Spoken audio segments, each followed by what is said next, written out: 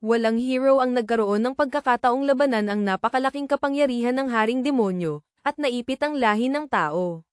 100 salamangkero ng hadlang ang humakbang upang bumuo ng isang hadlang laban sa kaharian ng demonyo upang pigilan ang hukbo, habang ang henerasyon ng mga hero ay patuloy na humaharap sa Haring Demonyo, ngunit walang nagtagumpay. Pagkalipas ng 30 taon, ang pangunahing tauhan ng ating kwento, si Blake, sa wakas ay nagising at naghanda upang tingnan ang hadlang. Medyo nagtataka siya na ang mga halimaw ay aktibo pa rin. Ibinuhos ni Blake ang kanyang kapangyarihan ngunit napansin niyang humihina ang hadlang sa kung anong kadahilanan.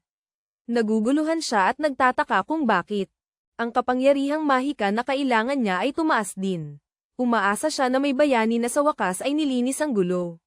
Sa loob ng kastilyo ng demonyo, sumugod ang isang bayani patungo sa hari ng demonyo, at habang todo bigay silang dalawa, nagsimulang umubo ng dugo ang hari ng demonyo. Hirap siyang paniwalaan na natalo siya, ngunit nang tuluyan siyang bumagsak, ngumiti ang bayani at ipinagdiwang ang kanyang tagumpay. Isang sinag ng liwanag ang bumalot sa buong kastilyo. Napanganga si Blake habang nakikita niyang namamatay ang mga halimaw. Ipinapalagay niya na nagtagumpay na sa wakas ang bayani, kaya't ang masamang hangin ay unti-unti nang nawawala. Namamangha siya at naniniwalang ang hari ng demonyo ay sa wakas ay namatay. Kaya naman nagsimula ng maglaho ang lahat ng mga halimaw. Nakaramdam si Blake ng ginhawa na nakatulong siya sa sangkatauhan upang makamit ang kapayapaan kahit papaano.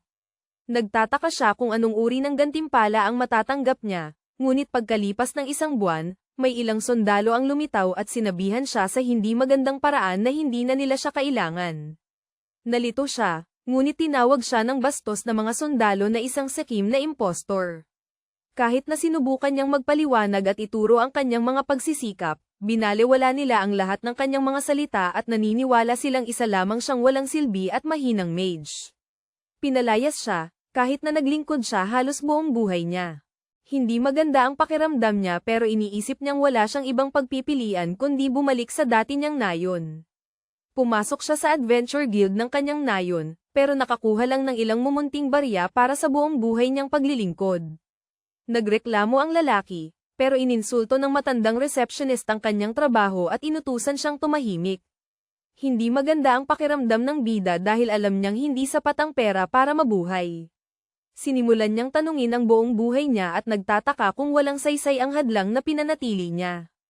Kinabukasan, naglakas loob siyang maghanap ng trabaho sa guild, kahit gaano pa ito kababa. Humiling siya ng trabaho sa matandang bruha at tiniyak sa kanya na handa siyang gumawa ng kahit ano, pero ipinapaalala sa kanya ng mayabang na matandang bruha na walang silbi ang mga mage na may harang. Ilang iba pang mga adventurer ang tumawa sa kanyang sitwasyon at pinagtawanan ng buong buhay niya. Nanahimik ang bida, pero biglang sumugod ang maraming maharlikang kabalyero sa guild, na ikinagulat ng lahat. Nagtanong sila tungkol sa isang mage na nagngangalang Blake, na nagpapatanong sa mga lalaki kung ano ang nangyayari. Itinaas ng bida ang kanyang kamay nang may pag-aalala. Ibinunyag nila na utos ito ng bayani at hiniling sa kanya na sumama sa kanila pabalik. Natigilan ang mga nang-insulto sa kanya kanina nang marinig ito, pero pumayag si Blake, kaya hiniling sa kanya ng mga kabalyero. Umupo sa loob ng karwahe. Habang umaalis siya sa nayon, nakakaramdam pa rin siya ng pag-aalala at nagtataka kung bakit siya bigla na lang ipinatawag.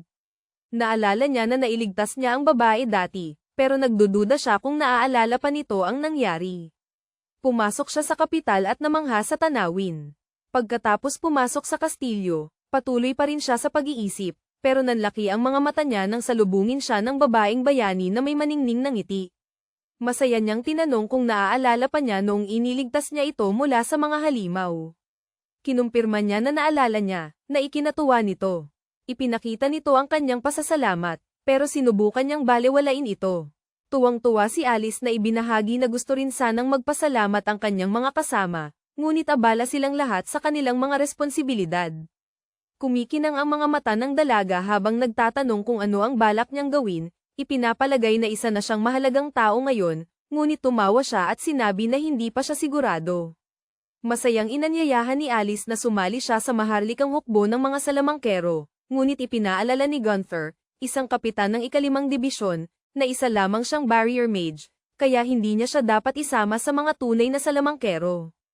Ipinagtanggol ni Alice ang bida at itinuro ang kanyang mga pagsisikap, ngunit ang mayabang na lalaki. Naniniwala na natakot lang ang mga halimaw na pumasok. Naniniwala siyang bahagyang mana lang ang kayang pigilan ng mga hadlang, kaya wala silang silbi. Naaalala ng bida na hindi naman ganoon kasama ang reputasyon niya 30 taon na ang nakalipas. Naiinis siya dahil naghirap siya ng walang kabuluhan. Tinawag siya ni Gunther na matanda at sinabing duda siyang may kakayahan pa siya, pero ipinagtanggol siya ni Alice. Hinahamon ng mayabang na kapitan si Blake na talunin siya sa laban. Naniniwala siyang hindi pwedeng maging parte ng grupo nila ang isang matanda maliban na lang kung handa siyang manalo sa labang ito. Nagtatanong si Alice. Hindi nagtitiwala sa sarili ang lalaki, pero naniniwala ang babae na mananalo siya. Sa lugar ng pagsasanay, nagrereklamo ang bida at nagsisising sumama, pero nagpakilala ang mayabang na kapitan at ipinamalas ang kanyang mahika ng apoy habang nagbabala kay Blake na huwag umiyak sa huli. Tumama ang atake sa bida, kaya nagsimulang magdiwang ang mga alipors ng masamang loob. Ipinagpatuloy ni Gunther ang kanyang pagiging makasarili, pero biglang napagtanto na hindi pa siya nagtatagumpay. Nagpahayag ng pagtataka si Blake, habang hindi makapaniwala ang mayabang na lalaki, dahil inaasahan niyang biglang mamamatay ang bida. Ang ilusyonadong lalaki ay, nananatili ang kanyang kumpiyansa at naghahanda para magpakawala ng isang matinding atake. Hinahamon niya si Blake na malagpasan ang paparating at walang awang nagpapakawala ng sabay-sabay na atake.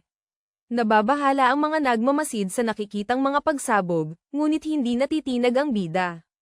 Ipinapalagay niyang hindi pa rin naglalabas ng buong lakas ang kalaban, dahil mahina pa ang kapangyarihan. Umaasa si Gunther na namatay na siya, ngunit nang mawala ang usok, lumabas si Blake na walang gallows, na ikinagulat ng lalaki. Sa hindi makapaniwala, kinakabahan siyang tumawa at naniniwalang magaling lang si Blake sa pagtatanggol sa sarili, ngunit hindi man lang siya makapagpakawala ng atake, kaya walang saysay. Sineseryoso ng bida ang kanyang mga salita at naghagis ng harang patungo sa mukha niya, na nagpatalsik sa kanya palayo. Nagulat ang iba, pero bumangon si Gunther at sa pagkayamot ay sinabing hindi iyon patas, dahil imposibleng galawin ang mga harang. Pinatunayan ni Blake na mali siya, pero hirap pa rin itong paniwalaan ng lalaki. Pinaalala ng bida na 30 taon na siyang naglalagay ng harang, kaya madali na iyon. Iniisip niya kung pandaraya iyon, pero naririnig ng narcissistic na lalaki ang bulong-bulungan tungkol sa kanya at sinasabing hindi iyon patas. Napagtanto niyang wala na siyang lusot, kaya ang tanging paraan ay talunin si Blake. Tinulungan siya ng kanyang mga tauhan. Sa pamamagitan ng pag-atake mula sa likod, ngunit ito ay nahaharang kaagad. Hindi maintindihan ni Blake ang nangyari, ngunit nawalan ng kulay ang mukha ni Gunther, nang malaman niyang ang mga harang ay kusang yumandar. Ipinaalala ni Alice sa kapitan na wala na siyang ibang pagkakataon. Ang desperadong walang hiya ay hindi umaamin na natalo. Ibinubuhos niya ang lahat ng makakaya niya para hindi bumaba sa paningin ni Alice. Nagmamadaling lumayo ang mga nagmamasid dahil ayaw nilang madamay. Ibinato ni Gunther ang napakalaking atake, umaasang mamamatay si Blake, ngunit buong pusong nagtitiwala si Alice na kayang pigilan ito ng bida. Naalala niya kung paano siya nailigtas. Siya noong huling pagkakataon at pinapanood si Blake na madaling talunin ang mayabang na lalaki. Napaluhod ang lalaki nang mapagtanto niyang walang silbi ang kapangyarihan niya. Inihayag ni Alice ang tagumpay ni Blake at naniniwala siyang karapat-dapat siyang pumasok sa espesyal na grupo ngayon. Sinubukan sumagot ni Gunther, ngunit pinaalalahanan siya ni Alice tungkol sa mga nagawa ng bida. Sinimulan ng lalaki na tanungin ang ibang mga salamangkero ng harang, ngunit ipinaalam sa kanya ng kanyang investigador na umalis na silang lahat. Ibinahagi niya na karamihan sa kanila ay namatay, at ang ilan ay iniwan na lamang ang kanilang mga tungkulin, kaya't unti-unting nawala ang lahat, ibig sabihin si Blake ang humaharap. Lahat ng mag-isa. Sa wakas, naiintindihan ng bida kung bakit siya nahihirapan. Tinawag siya ni Gunther na impostor, sinasabing imposible na pangasiwaan ang ganoong kalawak na lugar ng mag-isa, dahil mas malaki pa ito sa mismong kaharian. Hindi siya naniniwala, pero si Alice ay kinakabahang ngumiti at napagtantong mas kahanga-hanga si Blake kaysa sa inaasahan niya. May lumitaw at nagtatanong kung bakit ang ingay. Nakilala ni Gunther na ito ang kapitan ng unang unit, si Lancelot. Unang beses pa lang niyang nakita ang pinakamataas na kapitan. Humihingi ng paliwanag si Lancelot, kaya ipinaliwanag ni Alice sa kanya ang tungkol sa sitwasyon. Naiintindihan ng lalaki ang lahat at nalaman na talo si Gunther sa laban. Pilit itong binabalewala ng masamang tao gamit ang mga walang kwentang dahilan, pero pinatahimik siya ni Lancelot sa pamamagitan ng isang malamig na titig. Pinayagan niya si Blake na sumali sa grupo, dahil napatunayan nito ang kanyang kakayahan. Hindi pa rin sigurado ang iba tungkol sa pagpapapasok ng isang barrier mage, pero masaya ang bida na nakuha niya ang ganoong posisyon. Nag-aalinlangan siya sa kanyang kakayahan, pero binati siya ni Alice at naniniwalang magiging madali ito para sa kanya. Iminungkahi niya na magdaos sila ng isang party, pero pinaalalahanan siya ni Lancelot tungkol sa kanyang mga tungkulin at dinala siya ng mga tauhan. Ang lalaking pula ang buhok. Nagtataka kung bakit masyadong malambing si Alice kay Blake. Sinisiguro ng bida na walang namamagitan sa kanila, pero binabalaan pa rin siya ng seryosong kapitan na lumayo kay Alice. Pinapanood ni Gunther ang interaksyon at nagngangalit ang mga ngipin sa pagkabigo. Lumipas ang ilang araw, at nakarating ang ating bida sa dormitoryo at hinahanap ang kanyang kwarto. Naririnig niya ang usapan tungkol sa kanyang edad at nagsisimulang mahiya, kaya nagpatuloy siya sa paghahanap ng kanyang kwarto. Natagpuan niya ito, ngunit pagpasok niya, tinanong siya ni Sven, ang kanyang bagong roommate, kung sino siya.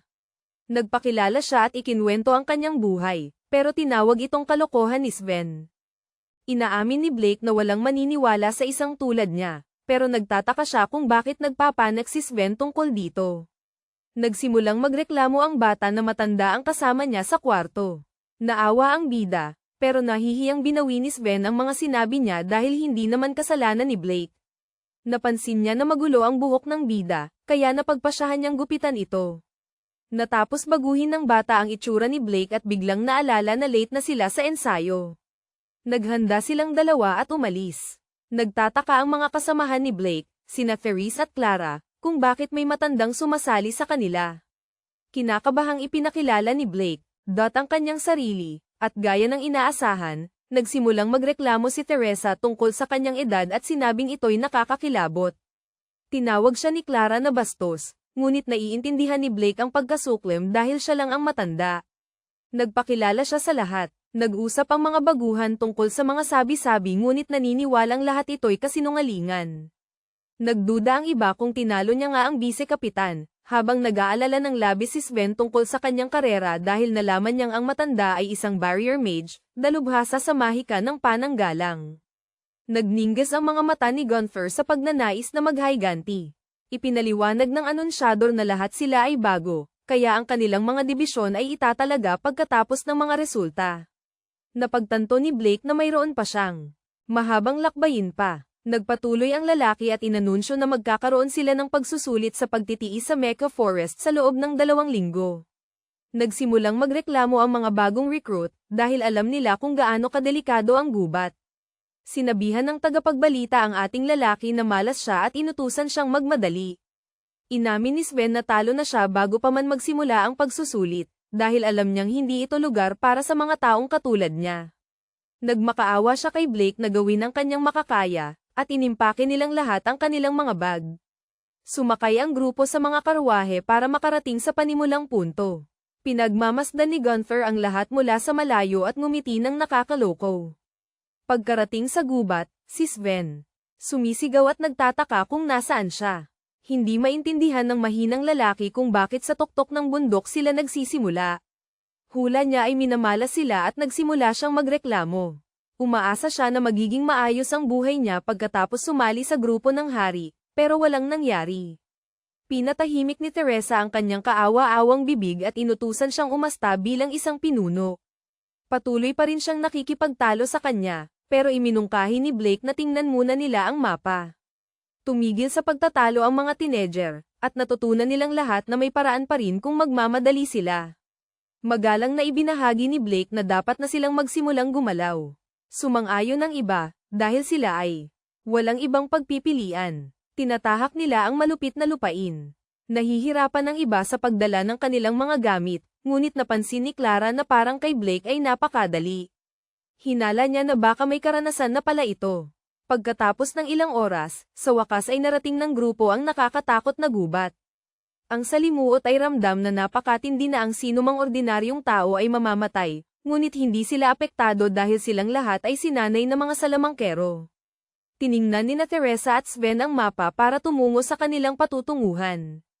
Narinig ni Blake na binanggit ni Sven ang antas ng dragon. Ipinaliwanag ng bata na ang mga halimaw ay nahahati sa 10 antas upang tukuyin ang kanilang lakas. Nagpapasalamat ang matanda sa kanya sa pagpapaliwanag, na ikinatuwa naman ng paslit. Muling nagsimula ang grupo, ngunit nang may ilang duwende ang sumulpot, inilabas ni Sven ang kanyang mga bolang apoy at buong tapang na sumulong upang asikasuhin sila ng mag-isa. Napatay niya ang isa pero nasugatan siya. Kaya sumugod si Teresa at tinalo ang 2 duwende bago pa man nila matalo ang mayabang na binatilyo. Pinagaling ni Clara si Sven, kaya humingi siya ng paumanhin at nagtataka kung bakit nakatayo lang si Blake at hindi tumulong. Muling sumulong ang grupo, at tinangkang atakihin ng isang halimaw si Sven, pero sadyang nagpatamba ang bida para makuha ang atensyon nila. At nagsimulang humingi ng tawad. Ginamit niya ang kanyang mahika ng harang at nagmungkahi na dapat silang dumaan sa bagong daan na natuklasan niya. Nagpatuloy silang sumunod kay Blake, na palihim na inaasikaso ang mga halimaw sa likuran nila. Narinig ni Clara ang isang bagay pero walang nakita sa likod niya. Patuloy na ginagabayan sila ni Blake patungo sa tubig, at sa wakas ay tumigil silang lahat para magpahinga at matulog. Patuloy na binabantayan ng matandang lalaki ang lugar at pinatalsik ang isang halimaw nang subukan nitong atakihin ang kanyang grupo. Nagising si Sven sa ingay, pero tiniyak niya sa bata na matulog pa rin dahil ayos lang sa kanya ang manatiling gising. Habang nagigising silang lahat, naramdaman ni Sven na naghihinala dahil tila masyadong maayos ang lahat. Pinag-iisipan na rin ito ni Clara. Naalala niya ang mga usap-usapan at hinala na baka siya ang dahilan kung bakit mahihinang halimaw lang ang nakikita nila. Mahirap paniwalaan pero sinasabi ni Teresa na perpekto ito, at dahil hindi na nila kayang lumaban pa matapos ang paglalakbay, nagmamadali silang pumunta sa pugad ng dragon. Sa kastilyo, naniniwala si Gunther na malamang patay na ang bida dahil isinagawa niya ang pinaka-perpektong plano para makamit ang kanyang hiling. Nagdududa siya na makakaligtas sila laban sa dragon, kahit pa makarating sila sa lugar. Sa lungga ng dragon, sumisigaw si Sven sa takot nang makita niya ang halimaw na level 4. Nagbabala si Teresa na tumakbo sila, dahil kaya nitong wasakin ang isang baryo sa lakas nito. Sinubukan niya pero napansin niyang harang na silang lahat. Napaluhod si Sven at halos maihi sa takot. Nagdududa siyang mananalo sila habang nanginginig ang mga babae sa takot. Sumalakay ang halimaw gamit ang apoy, pero hinarang ito ng bida gamit ang kanyang harang at nailigtas sila. Dumilat ang mga babae at nakitang pinoprotektahan ng harang ang kanilang buhay. Naguguluhan sila habang si Sven ay parang batang umiiyak at naniniwala pa rin. Mamatay. Lumabas si Blake at tiniyak sa lahat na maghintay lang. Sumigaw si Sven at sinubukang pigilan ng lalaki, pero umalis si Blake. Umiyak ang bata at inisip na ginagawang pain ni Blake ang sarili dahil imposible talunin ang dragon. Kalmadong nag-isip si Teresa at hiniling sa lahat na sumunod sa kanya, dahil kailangan nilang tumakas habang may pagkakataon pa. Tinanggihan ni Sven ang ideya at nanatiling determinado na manatili sa tabi ng matanda, pero pinaalala ni Teresa na hindi ito biro. Biglang napansin ni Clara na nawawala ang apoy. Nagtataka sila kung ano ang nangyayari habang nakikita nilang pinapatay ng matanda ang dragon nang walang kahirap-hirap. Sila'y namangha, bumagsak, pero hindi pa tapos ang laban dahil inatake si Blake ng isa pa. Naiwasan niya ang atake at ginamit ang kanyang mahika ng harang para magpakawalan ng isang malakas na suntok, na sumire rin sa isa pa. Lumapag siya at tinapos ang laban. Nakaramdam ng pagkaalala ang matanda dahil noon ay sinisira rin niya ang mga butiking ito. Hindi makapagsalita ang iba dahil sa gulat. Sinimulan nilang tingnan ang matanda at napagtanto na nagtatago siya ng ganitong kalakas. Tuwang-tuwang nagtanong si Teresa kung paano niya natutunang igalaw ang mga harang ng mahika para umatake. Naguguluhan si Blake dahil sa palagay niya ay hindi naman ganoon katangi-tangi ang ginawa niya. Clara, tahimik na iniisip ang laban at natututo na ang mga harang ay maaaring gamitin sa mas maraming bagay kaysa pananggalang lamang. Hinala niya na may espesyal na itinatago ang matanda. Kinabukasan, Si Gunther ay tumatawa ng may kasamaan at naniniwalang patay na ang kanyang kaaway. Alam niya na perpekto ang kanyang mga plano, kaya walang pagkakataong makaligtas ang matanda.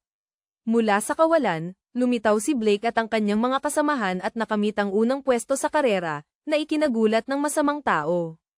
Ang mayabang na lalaki ay nagtatanong ng may pagkayamot kung ano ang nangyayari. Sinubukan niyang pakalmayan ang kanyang sarili at ipinapalagay na bumalik sila ng parang mga duwag, na nangangahulugang mabibigo sila. Namamangha ang tagasuri nang malaman na nagdala sila ng ganito kalaking pangil ng salamander, na siyang unang beses sa kanilang kasaysayan. Kinakabahan at pinagpapawisan si Gunther at nahihirapang maniwala, ngunit pinupuri ng tagasuri ang kanilang grupo habang nagtataka ang iba kung paano sila nakatagpo ng salamander sa ganitong ruta.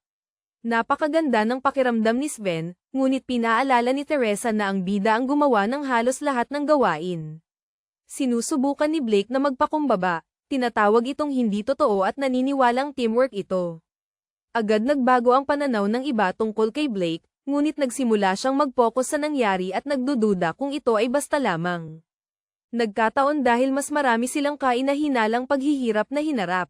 Kinuyam ni Gunther ang kanyang mga kamao sa galit sa kanyang mga mata at nangangako na gag-antay siya sa protagonista. Pagkaraan ng ilang araw, inanunsyo ng tagasuri na magkakaroon sila ng kompetisyon sa pagkakataong ito. Iniwan ng koponan ni Blake ang iba, at nagpasya silang lahat na pumunta sa ibang lugar ng pagsasanay upang maiwasan ang maraming tao. Ngumiti ng may masama si Gunther at sinundan sila para magkaroon ng pagkakataon. Sa lugar, hinamon ni Sven ang matanda, ngunit ginulat sila ni Gunther sa pamamagitan ng pagpasok at pagpapasya na gabayan ang kanilang pagsasanay. Nag-iisip sina Sven at Teresa kung bakit bigla na lang siyang sumulpot, pero inuutusan sila ng lalaki na tumigil sa pag-uusap at pumila. Hindi niya isinasali si Blake at sinimulan niyang sanayin yung tatlong iba pa. Sinusuntok ni Gunther si Teresa ng walang awa, pero nagagawang pagalingin ni Clara ang mga sugat niya. Pinapaalalahanan sila ng masamang walang hiya na magseryoso dahil nagsisimula pa lang ang laban. Sinusubukan ni Sven na lumaban sa kanya habang itinutulak naman ni Gunther si Blake dahil gusto lang niyang sanayin yung tatlo. Nakukontento ang daga sa itsura ng matandang lalaki, kaya patuloy niya itong inuutusan ang mga bata at nagsisimulang gumamit ng malaking mahika ng apoy para sila ay sundin ang kanyang mga utos. Walang awang, inilunsad niya ang malaking atake sa mga bata. Buong pagmamalaking tumingin si Gunther kay Blake at sinubukang magdahilan sa kanyang mga ginawa. Tiniyak niya sa matanda na makakaligtas pa rin ang mga bata, ngunit inamin niyang maaaring sumobra ang kanyang pagsasanay. Habang unti-unting nawawala ang usok, ang masamang daga ay umaasa sa kaawa-awang kalagayan ng mga bata ngunit nakita niyang hindi sila nasaktan. Agad nawala ang kanyang ngiti habang napansin ni Sven na ang matanda ay nasa likod ng mga harang na ito. Isang nagtataka si Gunther kung ano ang nangyari, at isang grupo ng iba pang kapitan ang nagsimulang magtipon sa paligid ng lugar. Napansin ng mga nagmamasid ang sitwasyon, pero tinakpan ito ni Gunther ng kanyang nakakaawang mga kasinungalingan at tiniyak sa kanila na malapit na siyang matapos. Tinawag itong hindi makatarungan ni Sven at ng iba pa, ngunit nanatiling determinado si Clara na manalo laban sa masamang tao. Pinalakas niya ang loob ng lahat, na nagdulot ng ngiti sa mukha ng matanda. Sumang-ayon ang mga bata na ipagpatuloy ang laban, na ikinagulat din ng mga nagmamasid. Nang makita silang sumusuporta sa mga bata, napagtanto ni Gunther na huli na para pigilan niya ito.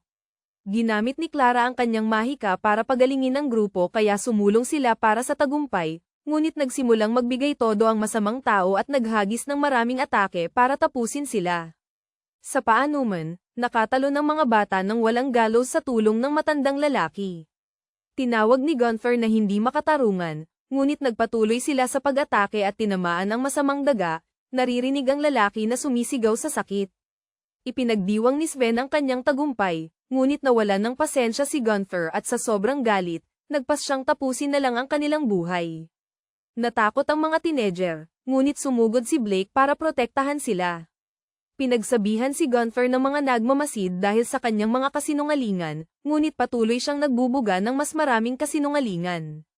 Naniniwala ang isa sa mga kapitan na binubuli niya ang team dahil sa personal niyang sama ng loob. Pinarusahan niya ang masamang daga at inagaw ang kanyang posisyon ng bise-kapitan. Namumutla ang mukha ni Gunther. Hindi niya maintindihan bakit siya ang nagdurusa, kahit nakasalanan lahat ni Blake. Maya-maya, umupo ang grupo para magtsaa, at pinag-usapan nila ang nangyari kanina. Naiinis si Teresa at iniisip na pati ang unang pagsasanay ay malamang bahagi ng plano niya. Tinatawag nila siyang masamang daga, pero nakukonsensya si Blake dahil nadamay niya ang kanyang mga kasamahan. Sinisigurado ni Sven sa kanya na huwag na niya itong isipin, pero sumasang-ayon si Teresa na may kasalanan si Blake. Nagsimula nilang pagdudahan ang kanyang lakas dahil ngayon lang sila nakakita ng ganoong mga hadlang. Pero walang masabi ang matandang lalaki. Isang babae ang lumitaw at sinabing inutusan siya ni Eta, kaya gusto niyang sumama si Blake sa kanya. Nagtaka siya, pero hinayla siya nito palayo habang nakilala ng mga teenager ang pangalan ni Eta at nagtataka kung anong nangyayari. Sa Magic Research Institute, sinalubong ng bruha ng karunungan, si Eta, ang protagonista. Kaya, tinapak niya ang ulo nito at natuwa siyang ayos lang ito. Hinayla siya pabalik ng lingkod ni Eta at sinabihan siyang magpakita ng mas maraming respeto, kaya humingi ng paumanhin ang matandang lalaki. Sinabi ni Eta na ayos lang at ipinaliwanag na ang dahilan kung bakit niya ito tinawag ay dahil kailangan niya ang kapangyarihan nito. Ikulong ang ilang halimaw. Dahil naglalabas ng masamang hangin ang mga halimaw at walang silbi sa kanila ang mga ordinaryong kulungan, hindi umuusad ang kanilang pananaliksik. Umaasa siya na mahuli nila ang ilan at gamitin sila para pag-aralan ng iba't ibang bagay na maaaring makatulong pa sa kanila na bumuo ng mga plano laban sa masamang hangin. Alam ni Blake na ang mga bayani lamang ang may proteksyon ng Diyosa, kaya walang ibang makakapasok sa kaharian ng mga demonyo maliban sa kanila. Naniniwala si Eta na makakatulong si Blake sa paghuli ng mga halimaw, ngunit pinagtatawanan ng kanyang mga lingkod ang matanda at nagdududa sa kanyang kakayahan. Sumang-ayon si Blake dito at naniniwala na ang mga halimaw na antas 5 ay hindi magiging anumang gulo. Naiinis na iniinsulto ng katulong ang matandang lalaki at ipinapaalala sa kanya ang kanyang mababang estado, ngunit sinisiguro ni Blake sa kanya na kaya niyang gawin ang hinihiling. Hindi siya pinaniniwalaan ng mga babae, pero pinatatahimik sila ni Eta sa pamamagitan ng kanyang nakakatakot na tingin, kaya nagsisimulang humingi ng tawad ang mga katulong. Sinisiguro ni Eta sa kanya na huwag mag-alala tungkol sa kanyang mga responsibilidad at ituring ang lahat na isang pagsasanay. Nagpapasalamat siya sa kanya na may ngiti habang iniisip ng katulong kung paano sila naging ganoon kalapit. Nagpasya siyang protektahan ang kanyang amo, at ang kanyang mga mata ay nagpapadala ng panginginig sa protagonist. Nakakaramdam siya ng pag-aalala tungkol sa buong sitwasyon. Ipinahayag ni Eta na pupunta silang lahat sa abandonadong minahan, kaya gusto niyang magsimula ng gumalaw ang lahat. Pinangunahan ni Eta at Blake ang kanyang buong grupo papunta sa kaharian ng demonyo. Masaya siya at nagkita silang muli at iniisip niya kung may nakita pa ba siyang iba. Ibinahagi ng matanda na nakita niya si Alice, na maayos naman. Tumawa si Eta at tinawag na masayahin si Alice. Nagseselos ang kanyang alalay sa pagiging malapit nila. Naalala ni Eta na namatay na sana siya kung hindi siya natagpuan ni Blake noon. Naghahanap ang matanda sa gubat ng kamatayan noon at sa swerte, nailigtas niya si Alice mula sa halimaw. Mga pag-atake. Hiniling niya sa kanya na tulungan ang kanyang mga kasamahan, kaya't walang inaksayang segundo si Blake at sinubukang hanapin ang iba. Natagpuan si Eta na napapaligiran ng mga halimaw, ngunit nailigtas din niya ito. Ang kagubatan ay nagpapagulo sa pakiramdam ng mga tao, kaya't nagkahiwa-hiwalay silang lahat. Aminado si Eta na maaaring namatay na siya kung wala ang tulong ng matanda. Nagpapasalamat siya rito, ngunit nagpakumbaba ang lalaki at binalewala ito. Napansin niya na maganda na ang buhay niya ngayon. Nakaramdam ang lalaki ng kaunting inggit, dahil halos buong buhay niya ay nag-iisa siya. Hula niya na naglalaro rin si Eta noong bata pa, ngunit nahihiya siya tungkol dito at pinaalalahanan siya na siya ay isang likas na henyo na hindi gumagawa ng mga ganoong pambata na bagay. Ilang araw pagkatapos, narating nilang lahat ang abandonadong minahan at nakita nilang ang miasma ay mukhang mas mapanganib kaysa inaasahan. Ang mga lingkod ay nakaramdam ng matinding takot, kaya hiniling ni Eta kay Blake na maglagay ng harang sa paligid ng lahat. Sinabi niya na kaya niyang ilipat ang mga panangga, ngunit nahirapan ang mga lingkod na maniwala. Naglabas siya ng isang harang at nagsimulang gumalaw sa loob. Akala ng mga lingkod ay malamang na namatay na siya, ngunit bumalik si Blake at nagtataka kung ano pang hinihintay nila, na ikinagulat nilang lahat. Tiniyak sila ni Ethan na magtiwala sa kanya at iniutos sa lahat na pumasok sa loob. Ang mga mananaliksik, nananatiling hindi apektado sa kabila ng makapal na ambon. Unang beses nilang makakita ng gumagalaw na harang, pero nagmamayabang pa rin ang utusan at sinasabing normal lang ang kanyang kakayahan. Wala silang nakitang halimaw sa loob ng minahan, pero may nakita si Ethan na isang hukay ng ambon. Akala ng matanda na siguradong may halimaw sa loob. Ipinaliwanag niya na kahit mga isinumpang bagay o likas na pangyayari ay maaaring lumikha ng hukay ng ambon, at minsan malalakas na hayop ang isinilang mula rito. Kayang lumikha ng ambon ng mga halimaw na patuloy na naglalabas ng mas maraming ambon at lumilikha ng mas marami pang halimaw. Ang haring demonyo ay nasa tuktok ng siklong ito. Siya, hindi pa rin niya maintindihan kung bakit, pero ibinahagi niya na lahat ng halimaw ay nawawala kapag nasira ang pinagmulan, kaya kalahati ng kaharian ng demonyo ay napuksa nang bumagsak ang hari ng demonyo. Pero hindi lahat ng halimaw ay nawala. Tiwala siya na malalabanan nila ito kapag napanaliksik nilang mabuti ang miasma, kaya mahalaga ang kanilang paglalakbay. Nadulas si Eta, pero nahawakan siya ni Blake bago siya bumagsak. Dahil mahirap makita ang lupa, sinabi niya sa kanya na kaya niya siyang buhatin kung gusto niya. Sumingit ang kanyang lingkod at inutusan siyang tratuhin siya ng may paggalang. Sinigurado ni Eta sa matanda na ayos lang siya. Kaya't nagpatuloy sila at nakarating sa silid, naglalabas ng masamang amoy. Isang halimaw na minotaur ang sumisigaw at tinakat ang buong grupo. Naghanda si Blake na hulihin ito, pero inutusan siya ng alagad ni Ethan na manatili lamang sa likod. Siya at ang iba pang kasapi ng grupo ay ibinato ang lahat ng kanilang atake, ngunit lalo lamang nagalit ang halimaw. Nanatili itong hindi apektado at sumigaw ng malakas, kaya umurong ang buong grupo at nagsimulang mag-alinlangan. Pinagalitan ni Eta ang kanyang alagad sa kapabayaan at naniniwalang wala silang pag-asa kung wala si Blake, ngunit ibinunton ng alagad ang lahat kay Eta, at nagsimula silang magmakaawa. Nagngangalit ang kanyang mga ngipin ngunit natanto niyang wala siyang pagpipilian. Kaya, hinarap ng bruha ang Minotauro ng mag-isa, sa kabila ng kanyang takot. Sumugod ang halimaw upang siya'y atakihin, ngunit isang malaking harang ang pumihil dito, na ikinagulat ng grupo. Pinipigilan ni Blake ang halimaw, ngunit ang walang kamalay-malay na lingkod ni Eta ay pilit pa ring humahadlang sa kanya. Sinigawan siya ni Eta upang tumigil at pinaalalahanan siya na dinala nila si Blake para rito. Itinuro niya ang natutulog na halimaw at ipinakita sa lahat na nilinis ng harang ni Blake ang masamang hangin, kaya hindi na gumagalaw ang halimaw. Nakita ng lingkod. Mahirap paniwalaan, habang pinagmamasdan ni Eta ang kahangahangang harang at inaamin na kahit siya ay hindi makakamit ang gayong resulta gamit ang kanyang kapangyarihan. Nagpapasalamat siya kay Blake at inuutusan ang lahat na maghanda, dahil malapit na silang bumalik. Hinihiling niya kay Blake na dalhin ang halimaw para sa kanya at nagsimulang maglakad. Napansin niya ang malungkot nitong mukha at napagtanto na may nangyari. Pinupuri ni Eta ang buong grupo at iniisip ang pagsisimula ng pananaliksik. Nakita niyang kapaki-pakinabang ang harang dahil nakita niyang dala ng matanda ang napakalaking halimaw ng walang kahirap-hirap, ngunit hindi pa rin siya sigurado kung mapapanatili ito.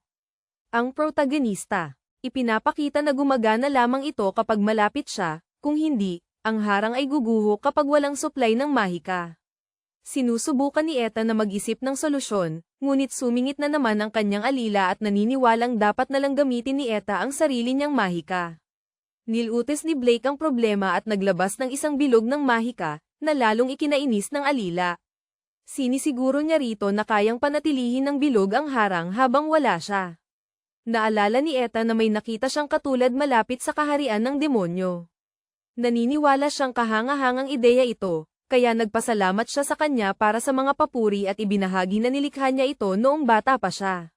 Mga 930 taon na ang nakalipas. Winawasak ng masamang hangin ng kaharian ng demonyo ang lahat, kaya nagtipon ang mga mage ng harang para gumawa ng paraan. Sa simula, hindi man lang nagkaroon ng pagkakataon magpahinga ang mga mage, kaya naisip niya ang bilog na ito na kayang panatilihin ang harang sa loob ng mahabang panahon. Sa ganitong paraan, nakapagpahinga ang mga mage, at sa tulong ng 100 mage na nagpapanatili nito, isang harang ang nabuo sa paligid ng kaharian ng demonyo. Ngunit sa paglipas ng panahon, Karamihan sa mga mage ay umalis, kaya siya na lang ang gumagawa ng trabaho. Sa wakas, naiintindihan nila kung bakit napakalaki ng hinihingi ng bilog na iyon. Napapatahimik ang lahat sa kanyang kwento. Naguguluhang tinanong ni Eta kung paano siya naging napakababang loob, ngunit nagkibit-balikat lang ang lalaki at ibinuhos ang kanyang kapangyarihan sa bilog upang maglagay ng mahikal na harang sa paligid ng halimaw. Natapos niya ang trabaho at hula niya ay tatagal ito ng ilang oras, ngunit tiniyak ng matanda na susubukan niyang manatiling malapit hanggang sa matapos ang pananaliksik. Pinapasalamatan niya ito para sa lahat ng tulong at sinimulan ang pananaliksik upang mas maunawaan ang miasma. Pagkatapos ng maraming oras ng matiyagang pagtatrabaho, umuwi na ang lahat ng lingkod at mga katulong. Napaisip si Blake tungkol dito, at sinabi ni Eta sa kanya na may silid na maaari niyang gamitin anumang oras para magpahinga, kaya hindi niya kailangang. Narito maliban kung magloko na naman yung harang. Nalulungkot siya para sa kanya, pero determinado pa rin siyang ipagpatuloy ang trabaho niya dahil gusto niyang tulungan ang mga mamamayan na maging mas ligtas ang pakiramdam. Nagpasya siyang samahan siya, pero pinaalalahanan siya ni Eta na hindi na kailangan. Nagdahilan siya, kaya hinayaan na lang siya nito. Sumama sa kanya ang matandang lalaki. Pagkatapos ng isang linggo ng pananaliksik, umaalis ang lahat gaya ng dati, pero sa pagkakataong ito, tumayo rin si Blake at lumabas saglit. Nilapitan niya ang katulong ni Eta at nagtaka kung bakit ang aga nilang umalis. Inutusan siya nitong huwag makialam, pero sa tingin ng matanda, dapat siyang tumulong. Kanyang amo sa pananaliksik, tinatawag ng babae na henyo ang kanyang amo at nagdududa kung magiging kapaki-pakinabang siya dito. Kamangha-mangha si Eta, hindi lang sa mahika, kundi pati na rin sa pananaliksik, kaya mahirap makipagsabayan sa kanya. Iniisip ng babae na sapat na ang ginagawa niya at ayaw makagambala. Pinapayuhan niya si Blake na umuwi na kung wala siyang dahilan para manatili at umaalis. Bumalik ang matandang lalaki at nakita ang kanyang kaibigan na natutulog sa mesa. Kinumutan niya si Eta bilang pag-aalala. Pagkalipas ng ilang araw, pinayagan ni Eta ang lahat na umalis para sa pananghalian pero nagpasya siyang manatili sa lab mismo. Pinuna siya ni Blake dahil ito at nagmumungkahi na magpahinga rin siya ng maayos, pero sinabi ni Eta na balak naman niyang magpahinga ngayon. Nagpasalamat siya sa kanyang pag-aalala at siniguro niyang huwag masyadong mag-alala. Nagpasya si Blake na kumain. Sa loob ng kantina, nasisiyahan ang mga researcher sa kanilang pagkain at nagsimulang pag-usapan si Eta. Naniniwala silang lahat na isa siyang henyo na kayang gawin ang lahat ng mag-isa, kaya hindi dapat siyang abalahin. Naririnig ni Blake na pinag-uusapan nila ang mga nagawa ni Eta. Naniniwala silang kaya pa nga niyang hulihin ang mga halimaw ng mag-isa, pero sinira ni Blake ang kanyang pagkakataon. Mungkahin ng katulong na dapat nilang iwan ang mga bagay sa kanilang pinuno, at hanggat sumusunod sila sa kanyang pamumuno, ang kaharian ay patuloy na uunlad. Sinasabi ni Blake na mali sila, na ikinakagalit ng mga mananaliksik. Naniniwala siya na ang pagpasa ng lahat ng pasanin sa kanya ay lubhang kaisip bata dahil napakarami na niyang ginagawa bilang isang 13 taong gulang. Nagagalit ang kanyang lingkod at pinapaalalahanan siya na huwag siyang tawaging bata dahil mas magaling si Eta kaysa sa kanilang lahat. Sumasang-ayon ng iba sa kanya at tinatawag na hanggal ang kanyang mga salita. Inaamin ni Blake na siya ay talentado at kayang higaitan ang mga matatanda, ngunit ipinapaalala niya sa kanila na siya ay 13 pa rin. Naaalala niyang napansin ang kanyang may inggit na tumitingin sa mga normal na bata, at siya ay nadarama ang takot sa harap ng isang napakalaking halimaw. Alam niya na siya ay isang henyong bata, pero naniniwala ang lalaki na siya ay nagsusumikap lang para matugunan ang kanilang mga hanggal na inaasahan dahil sa kabutihan. Tinutokso niya ang kanilang katiyakan dahil hindi naman sila kailanman nagkaroon ng tapat na usapan sa maliit na batang babae. Nagtataka siya kung sinubukan ba nilang intindihin siya kahit isang beses, kahit na lahat sila ay nag-aangking katulong niya. Naiwan niyang walang masabi ang lahat, kaya iniiwasan siya ng mga mananaliksik at umalis sa cafeteria. Narinig ni Eta ang kanyang mga salita. Pumasok siya ngunit tuluyang inignore ang matandang lalaki. Sa gabi, nag-iisip si Blake tungkol sa nangyari. Bigla, kumatok si Eta sa pinto at pumasok sa silid para makipag-usap kay Blake. Tinulungan siya ni Blake na maging komportable sa pamamagitan ng isang tasa ng kape at ang kanyang jacket. Nagpasalamat siya sa matanda at nakaramdam ng init, kaya inubos niya ang kape at humingi ng paumanhin sa nangyari kanina. Sinabi niyang kasalanan niya dahil hindi siya nakialam sa kanyang sariling buhay at nagtataka kung ganito ba talaga kaiba ang mga tagasunod niya. Ibinahagi niya na nasa sabik siya noong una, ngunit nagbago ang mga bagay sa paglipas ng panahon. Sinimulan siyang tawaging henyo ng mga nakatatanda, at naging madali ang buhay, ngunit bigla na lang silang nagpabeya. Hindi niya maintindihan kung bakit nagbabago ang ugali ng mga tao sa paligid niya. Ipinanganak si Ete sa isang pangkaraniwang pamilya na walang maipagmamalaki, ngunit natuto siyang magsalita ng ibang wika noong bata pa siya. Sa pagbabasa pa lang ng mga aklat tungkol sa mahika, naramdaman niya ang interes at nagsimulang mag-aral. Akala ng kanyang mga magulang ay isa siyang henyo, kaya ibinigay nila ang lahat ng edukasyon na makakaya nila upang mas lalo siyang gumaling. Masaya rin siya sa mga bagay-bagay, at nagsimulang kilalanin ng mga taga-baryo ang kanyang mga talento. Dati siyang kilala bilang isang henyo, kaya mataas ang inaasahan sa kanya ng lahat. Nawala ang kanyang kamusmusan para lang sa makalaki ng kasing bilis hanggat maaari. Inaasahan sa mga salamangkero na magaling sa labanan o pananaliksik, pero kinailangan niyang matutuhan ang pareho. Nagawa niya iyon sa edad na 6, at unti-unting tumindi ang kanyang pagkasabik dahil gusto niyang ipagmalaki siya ng mga taong nakapaligid sa kanya. Napatunayan niyang isa siyang tunay na henyo, kaya naman palagi siyang nagsusumikap. Nawalan siya ng pananalita saglit. Nabanggit ni Blake na natatakot siya sa mga halimaw. Nagulat siya na napansin niya iyon, kaya ipinaliwanag niya na nakita niya iyon sa kanyang mga mata noong binibihag nila ang Minotaur kanina. Inamin niya ito at sinabi niyang nakakatakot para sa kanya ang mga halimaw.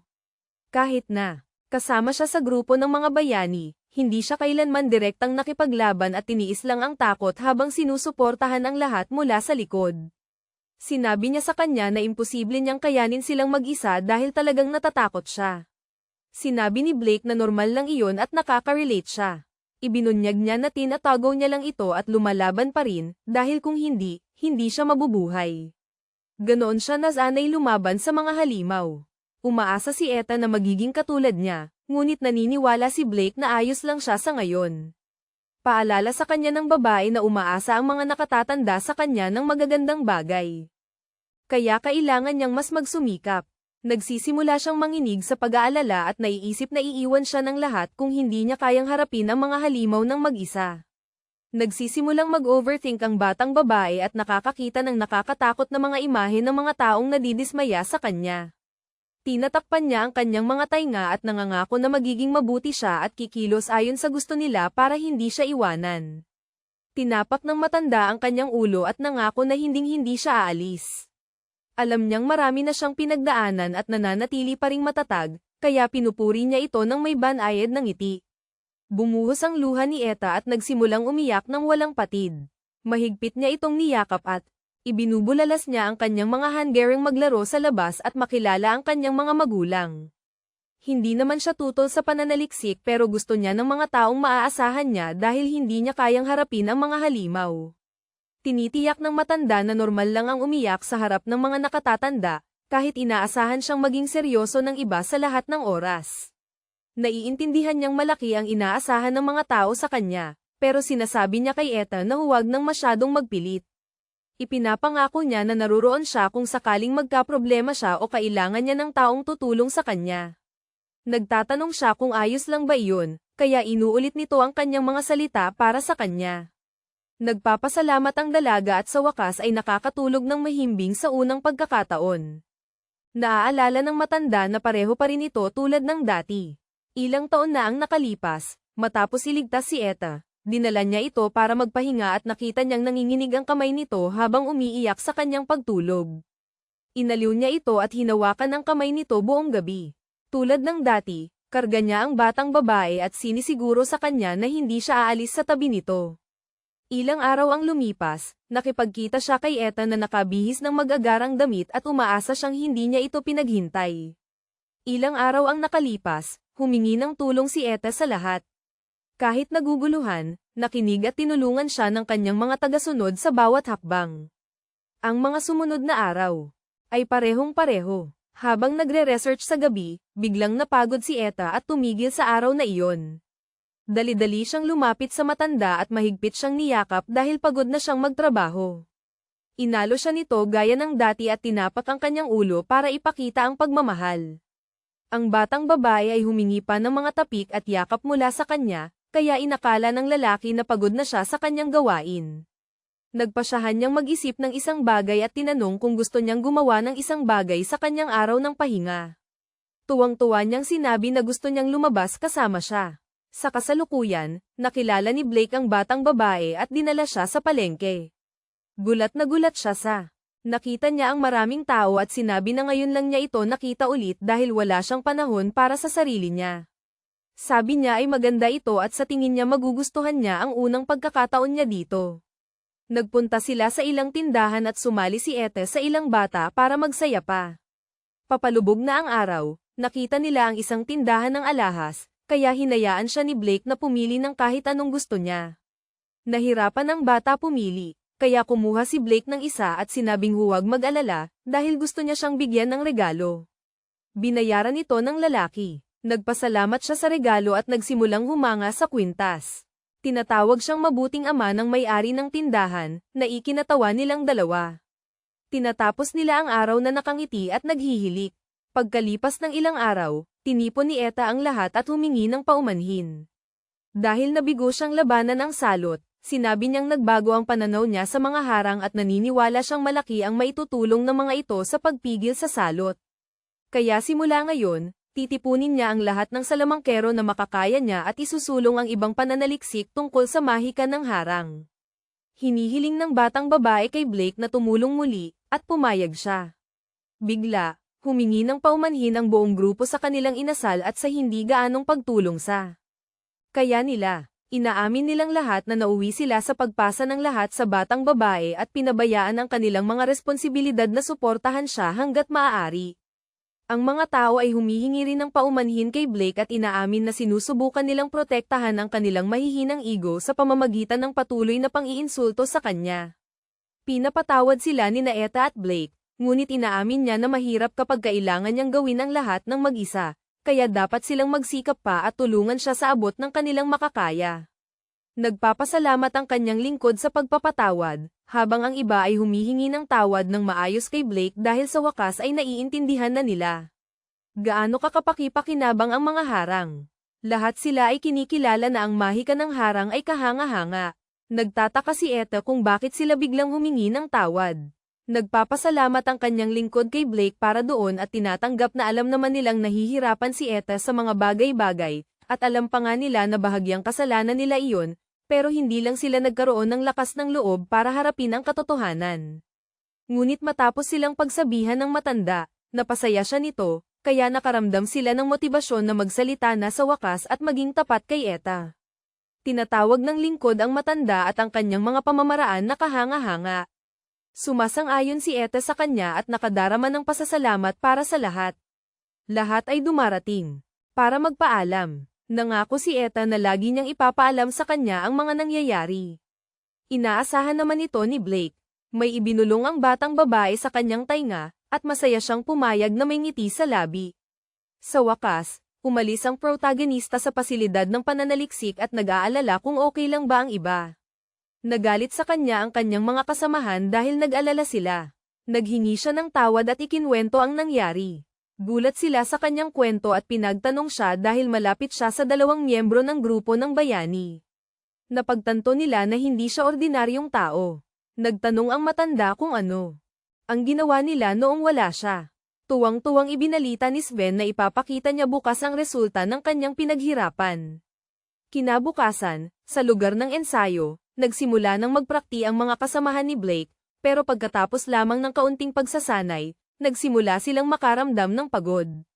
Frustrated si Sven, pero naniniwala si Teresa na kailangan niyang maging mas mapagpasensya. Kinukutsa sila ng mga nagmamasid dahil silang lahat ay mga dropout, pero hindi pinapansin ni Sven ang kanilang mga salita. Sumasang-ayon sina Teresa at Clara sa ibang mga bata dahil iyon ang totoo, pero nagalit si Sven sa kanila dahil sa kawalan nila ng pag-asa. Tinawag niya silang nakakaawa dahil umaasa na lang sila sa matanda sa lahat ng oras. Ngunit sinabi ni Teresa na mali ang pagkakaintindi niya. Si Sven ay nananatiling desidido na hindi sisuko at umalis. Nalungkot si Teresa sa lahat, at napansin ng matanda ang kawalan ng pag-asa na bumubuo. Maya-maya, nagmakaawa si Sven sa matanda na turuan siya ng mahika, o kaya'y wala ng kahihinatnan ang kanyang buhay. Nagtaka si Blake kung bakit ganoon na lamang ang kanyang pagmamakaawa, kaya ipinaliwanag ng binata na siya lamang ang salamangkero sa kanilang pamilya. Kailangan niyang matupad ang inaasahan ng kanyang mga magulang dahil sila ay maralitang maharlika na may mahirap na buhay. Gusto niyang kumita ng maraming pera sa pamamagitan ng kanyang lakas at tulungan ang lahat na mamuhay ng madali. Naiintindihan ni Blake ang kanyang mga sinabi ngunit pinaalalahanan. Siya isa lang siyang barrier mage, kaya walang pagpipilian ang bata. Pumayag si Blake na turuan ang lalaki ng ilang combat techniques sa halip. Napagdesisyonan niyang simulan bukas, na ikinatuwa ng teenager. Nagpasalamat si Sven sa abot ng kanyang makakaya. Kinabukasan, nagulat si Sven nang makita ang dalawa pa ring naghihintay. Sina Teresa at Clara ay motivated na gumaling sa pakikipaglaban. Lumabas si Blake at sinabi na napagdesisyonan niyang imbitahan ang lahat dahil pare-pareho silang may hangarin.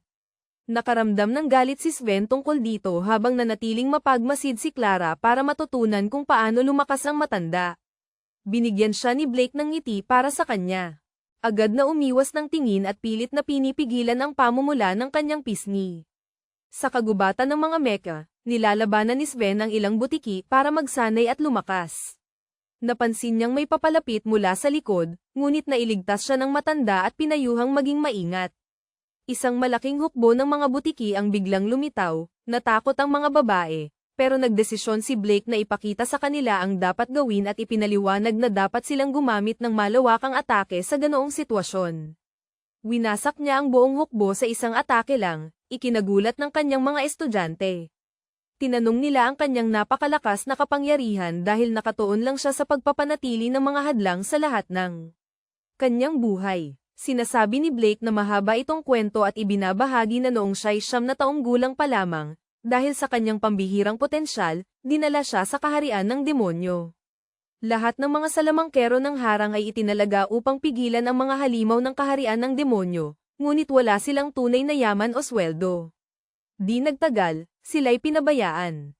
Dahil kailangan ng harang ang atensyon sa lahat ng oras, hindi halos makagalaw si Blake at halos walang oras para matulog. Habang nauubos ang kanyang mga yaman, nainis si Blake at umabot sa kanyang limitasyon. Nagpasya siyang bumuo ng isang magic circle. Nagduda ang kanyang mga estudyante na magtatagumpay siya, ngunit ginulat sila ng mga bida at sinabi niya na nagawa niyang makaisip ng isa sa loob ng ilang araw. Pagkatapos noon, nakatulog na siya ng maayos at ginamit ang anumang pera na mayroon siya upang humingi ng tulong sa isang mangangalakal na ipamahagi ang bilog sa lahat. Wala pa rin siyang totoong supply ng pagkain, kaya pumasok siya minsan sa isang kalapit na gubat, ngunit kinailangan niyang tumakas agad dahil sa nakakatakot na mga halimaw. Dati siyang nakakakuha ng rasyon kada ilang buwan, pero nang tumigil ang pagdating nito, wala siyang ibang pagpipilian kundi bumalik sa gubat. Sa pagkakataong ito, nagawa pa niyang makatakas na may dalang pagkain, pero dahil sa masamang hangin, kinailangan niyang maging maingat at linisin ang lahat. Dahil wala ring silbi ang kanyang mga harang, nagpasya siyang magpalakas, kaya nag-aral pa siya ng mas maraming teknik sa paggawa ng harang at patuloy na nagsanay ng husto. Isang araw, nakaya niyang pigilan ang mga halimaw sa loob ng ilang minuto. Malaking pagbuti ito para sa kanya, at pagkatapos ng 3 taon, pinagbuti ni Blake ang kanyang mga teknik hanggang sa puntong hindi na siya kayang saktan ng mga halimaw. Nasiyahan siya sa kanyang pag-unlad pero wala pa rin siyang teknik para talagang pumatay ng halimaw. Medyo may silbi ang kanyang mga harang, pero wala siyang ideya kung paano ito gagalawin, kaya nagsikap ng husto si Batang Blake. Dahil sa kanyang pagiging consistent, pagkatapos ng 3 taon, kaya na niyang gamitin ang mga harang para umatake. Tinawag niya itong offensive barrier technique. Pagkatapos ng maraming taon na kumakain ng pagkaing walang lasa, natikman niya sa wakas ang karne ng halimaw sa unang pagkakataon matapos ang tamang paglilinis. Patuloy na nagsumikap ang teenager na si Blake, at sa paglipas ng panahon, natutunan niyang kontrolin ang kanyang mga harang sa lahat ng paraan. Habang kinukwento niya ang istorya, lumitaw ang isang halimaw mula sa likod, ngunit madali itong napatay ni Blake at nagpatuloy sa pagsasabi na pagkatapos makipaglaban araw-araw, may natutunan siyang bago. Tumalon sa langit ang matandang lalaki at tinapos ang halimaw. Nagpapakita ng kanyang natutunan. Natatakot ang mga teenager sa kanyang lakas, ngunit nananatiling mapagkumbaba ang protagonista. Sa wakas, naiintindihan nila ang dahilan sa likod ng kanyang lakas, at namamangha si Clara na hindi siya nagrereklamo sa kabila ng mahirap na pinagdaanan. Naniniwala ang matanda na maaari silang lumakas kung susundan lang nila ang kanyang mga yapak. Nagdududa ang mga babae, ngunit pinapakalma ni Sven ang sarili at nagiging determinado na magtrabaho ng husto. Napansin ni Blake ang ilang butiki na papalapit, kaya inutusan niya ang mga teenager na harapin ang mga ito sa abot ng kanilang makakaya. Lahat sila ay sumisigaw sa takot. Ang mga miyembro ng Royal Magician Corps. Patuloy nilang sinasabi na kahanga-hanga si Lancelot dahil sa kanyang husay at lakas. Naniniwala silang wala siyang kapintasan, ngunit nananatiling mapagpakumbaba ang lalaki. Patuloy silang nakatingin sa kanya, at pagkaalis nila, tinatalakay niya ang kanilang pag-uugali kasama ang kanyang mga tauhan. Iniisip ni Lancelot na wala siyang espesyal, ngunit tinatawag siya ng kanyang mga tauhan na isang taong mahinahon dahil umaasa sa kanya ang lahat. Nakakaramdam ng pagkailang si Lancelot sa dami ng papuri dahil lamang sa medyo mas mahusay siya kaysa sa iba. Sa mga araw na ito, mabilis siyang lumalakas ngunit nakakaramdam ng kawalan ng layunin, dahil patay na ang haring demonyo. Hindi nagkakaroon ng pagkakataon si Lancelot na maranasan ang kilig ng totoong mga laban. Gusto niya ang katahimikan pero nagtataka siya kung bakit kailangan niyang patuloy na sundin ang mga hanggal na inaasahan ng lahat. Nakaupo ang lalaki sa kanyang upuan at ipinaalam sa kanya na may kalapit na nayon na inaatake ng mga halimaw.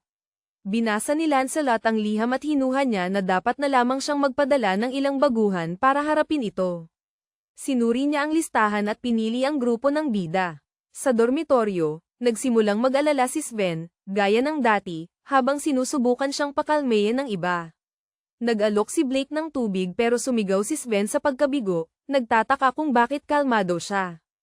Ipinapaalala sa kanya ng matanda na ang paglaban sa mga halimaw ay hindi na bago para sa kanya, kaya't sumigla rin ang mga teenager dahil nagsanay silang mabuti para sa mga ganitong pagkakataon. May nanukso sa handaan ni Sven, ngunit biglang sumulpot si Lancelot at inutusan ang lahat na bumuo ng porma sayon. Ibinahagi ng pulang buhok na commander ang mga detalye at inutusan silang bumuo ng mga pangkat na tig-apat at patuloy na makipag-ugnayan sa iba. Nagsimula ang pagmarcha patungo sa nayon.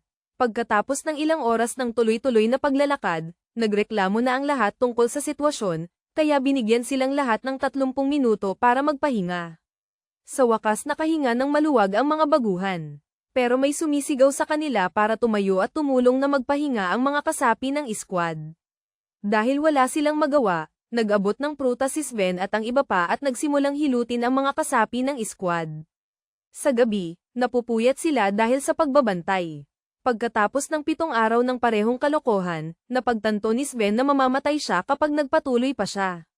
Ang ibang mga teenager ay nagsisimula na ring mamatla, pero nananatiling kalmado ang matanda at nag-alok ng tubig. Nagulat sila, kaya pinaalala niya sa kanila na ang mga ganitong sitwasyon ay hindi na bago sa kanya. Nahulaan nilang lahat na hindi siya maihahambing sa mga normal na mga tao. Napansin ni Sven na wala ng ibang baguhan maliban sa grupo niya. Agad na sumingit ang mga miyembro ng squad dala ang kanilang mayabang na ugali at ibinahagi na tumakas na ang mga baguhan. Sinimulan nilang tuksuhin ang matandang lalaki at nagbitiw ng kakaibang panlalait sa kanya, pero ipinagtanggol ni Sven at ng iba pa si Blake, na ikinagalit ng mga bully. Nagpasya silang bigyan ng leksyon ang mga baguhan, pero namagitan si Lancelot at tinakat sila. Binabalaan din ni Lancelot ang mga baguhan, kaya humingi ng paumanhin si Blake at nagpasalamat sa lalaki. Walang nakikitang espesyal ang commander kay Blake, kaya nagtataka siya kung bakit natalo si Gunther ng kaiya-hiya. Hula niya, baka may itinatago ang pangunahing tauhan. Pagkatapos ng 14 na araw, sa wakas nakarating ang hukbo sa nayon. Hinarap ni Lancelot ang pinuno ng nayon at pinakinggan ang lahat ng mabuti. Napahagulhol ang pinuno at umaasa na aayusin ng commander ang sitwasyon. Sa nayon, sa wakas nakapagpahinga ang mga teenager. May tumawag sa mga lider ng pulutong para magtipon habang bumabalik si Lancelot mula sa pagpupulong. Naniniwala siyang nagsisinungaling ang pinuno dahil walang nakikitang kababaihan. Ipinapalagay ni Lancelot na nanganganib na ang mga halimaw sa mga taga-nayon, kaya inutusan niya ang lahat na manatiling maingat at huwag gamitin ang pagkain ng nayon. Naniniwala siyang aambusahin sila sa gabi at nagtatanong kung may iba pang gustong magpahayag ng kanilang opinyon. Walang masabi ang mga walang isip na pinuno ng pangkat, pero itinaas ng ating bida ang kanyang kamay dahil may gusto siyang sabihin. Sinimulan siyang insultuhan ng ibang mga pinuno dahil sa pagtaas ng kanyang boses, pero pinigilan sila ni Lancelot dahil gusto lang niya ng tapat na opinyon, kahit baguhan si Blake. Nagdududa ang bida kung mailigtas nila ang mga bihag sa ganitong estratehiya, kaya naniniwala siyang dapat silang sumalakay muna. Ipinapaalala ni Lancelot sa kanya ang sitwasyon, at iniisip ng iba na imposible ito. Para mahanap ang mga halimaw sa loob ng napakaikling panahon ng walang tulong ng mga taga-baryo, ngunit buong pagtitiwalang ibinunyag ni Blake ang kanyang paraan ng pagtuklas at ipinakita ang kakayahan nito. Tumutulong ang paraan para matukoy niya ang hugis at galaw ng kahit anong gusto niya, kaya kampante siyang makakatulong ito sa paghanap sa mga halimaw. Sinabihan nila siyang sinungaling at nakakayamaw na pinaalalahanan na ang mga hadlang ay para lamang sa depensa, pero sumeryoso si Blake at ginamit ang paraang ito para ibahagi ang nangyayari sa likod niya nang hindi lumilingon. Gulat ang mga lalaki, pero hindi pa rin kayang maunawaan ng kanilang isipan ang simpleng bagay na iyon. Kaya patuloy silang nagrereklamo, pero naniniwala si Lancelot sa kanya, kaya inatasan niya ang squad ni Blake na harapin ito at iligtas ang mga bihag. Tumutol ang mga lalaki, pero duda si Lancelot kung may magagawa ang mga baguhan, kaya iniisip niya na wala ring halaga ang gagawin nila. Ipinahayag niya na magsisimula ang operasyon sa gabi at iniutos sa lahat na ipamahagi ang mga tagubilin.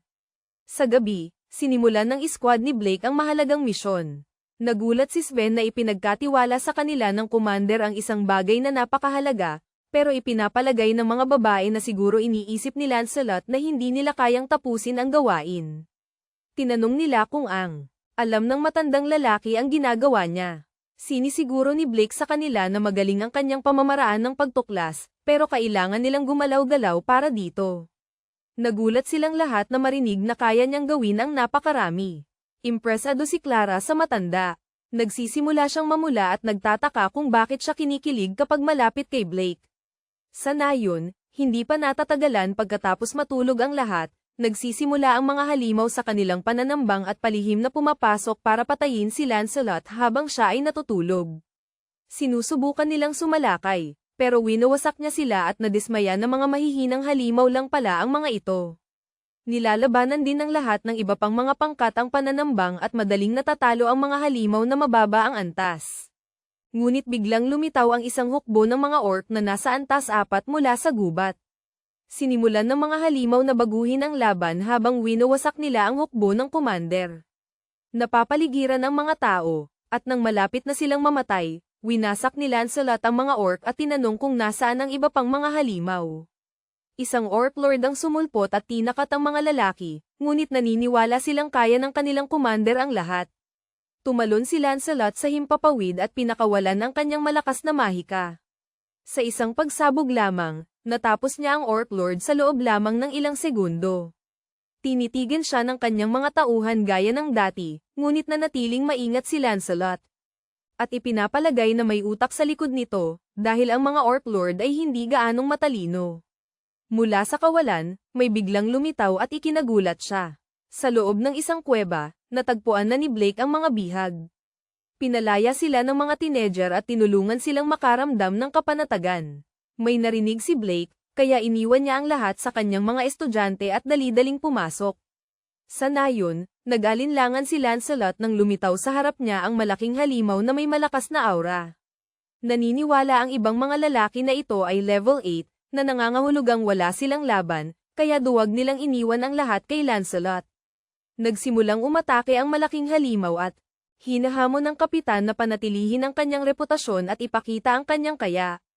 Dahil ginamit ng commander ang kanyang mahika kanina lamang, duda siya kung makakapagpakawala pa siya ng higit sa isang atake, kaya nagsisimula ng mawalan ng pag-asa ang lalaki.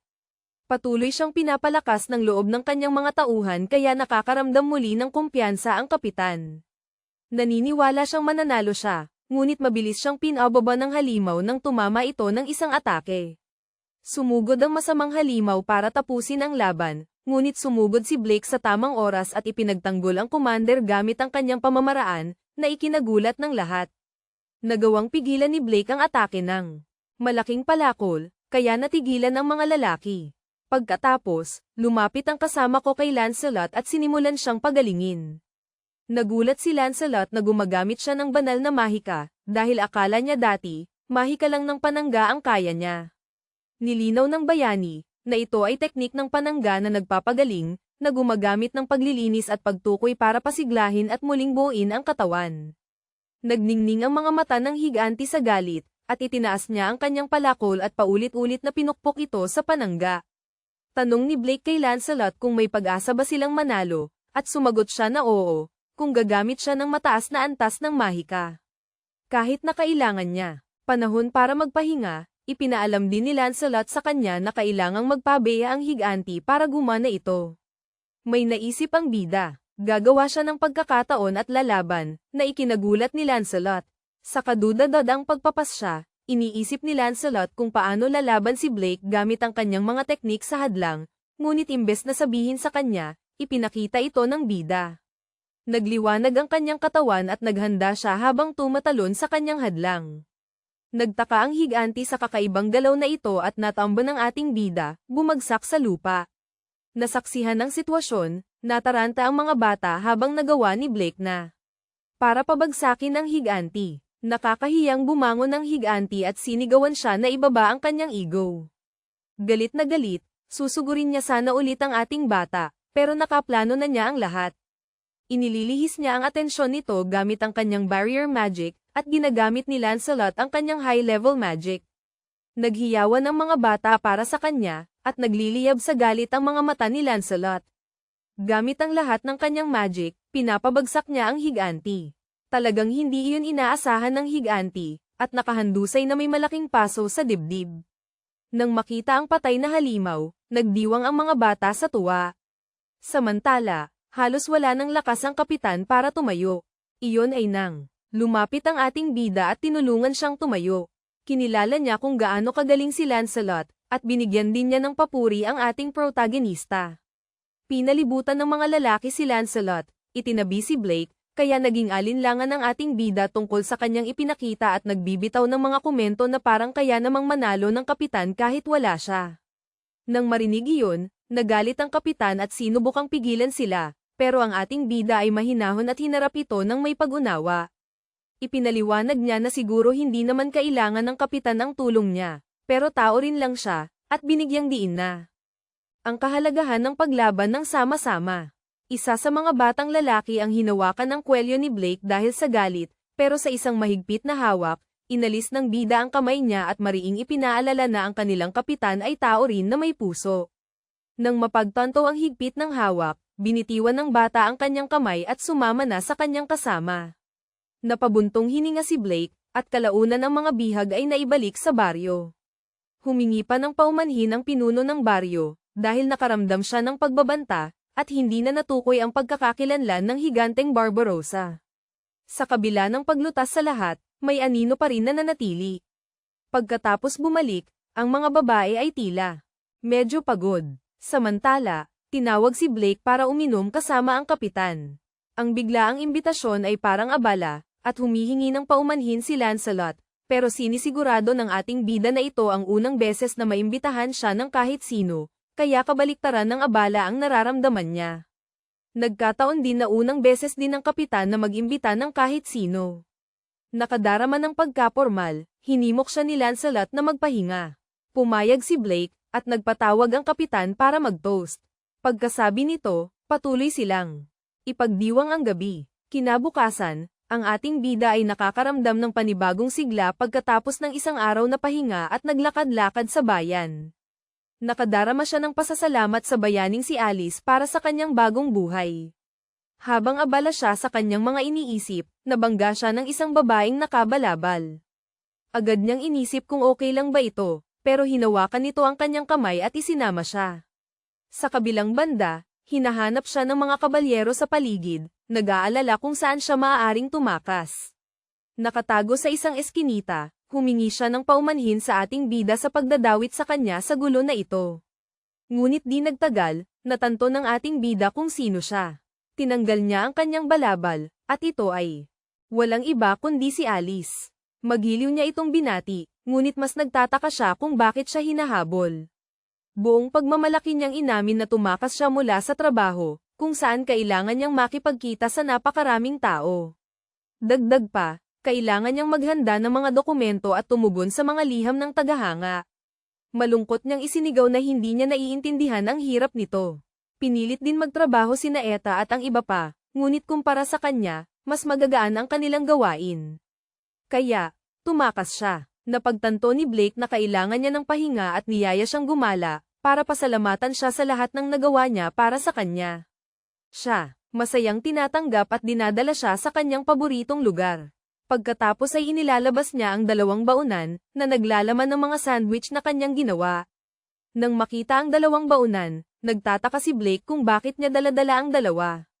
Gayunpaman, hindi na nila ito pinansin, at sa unang kagat ay napagtanto niya na napakagaling niyang magluto.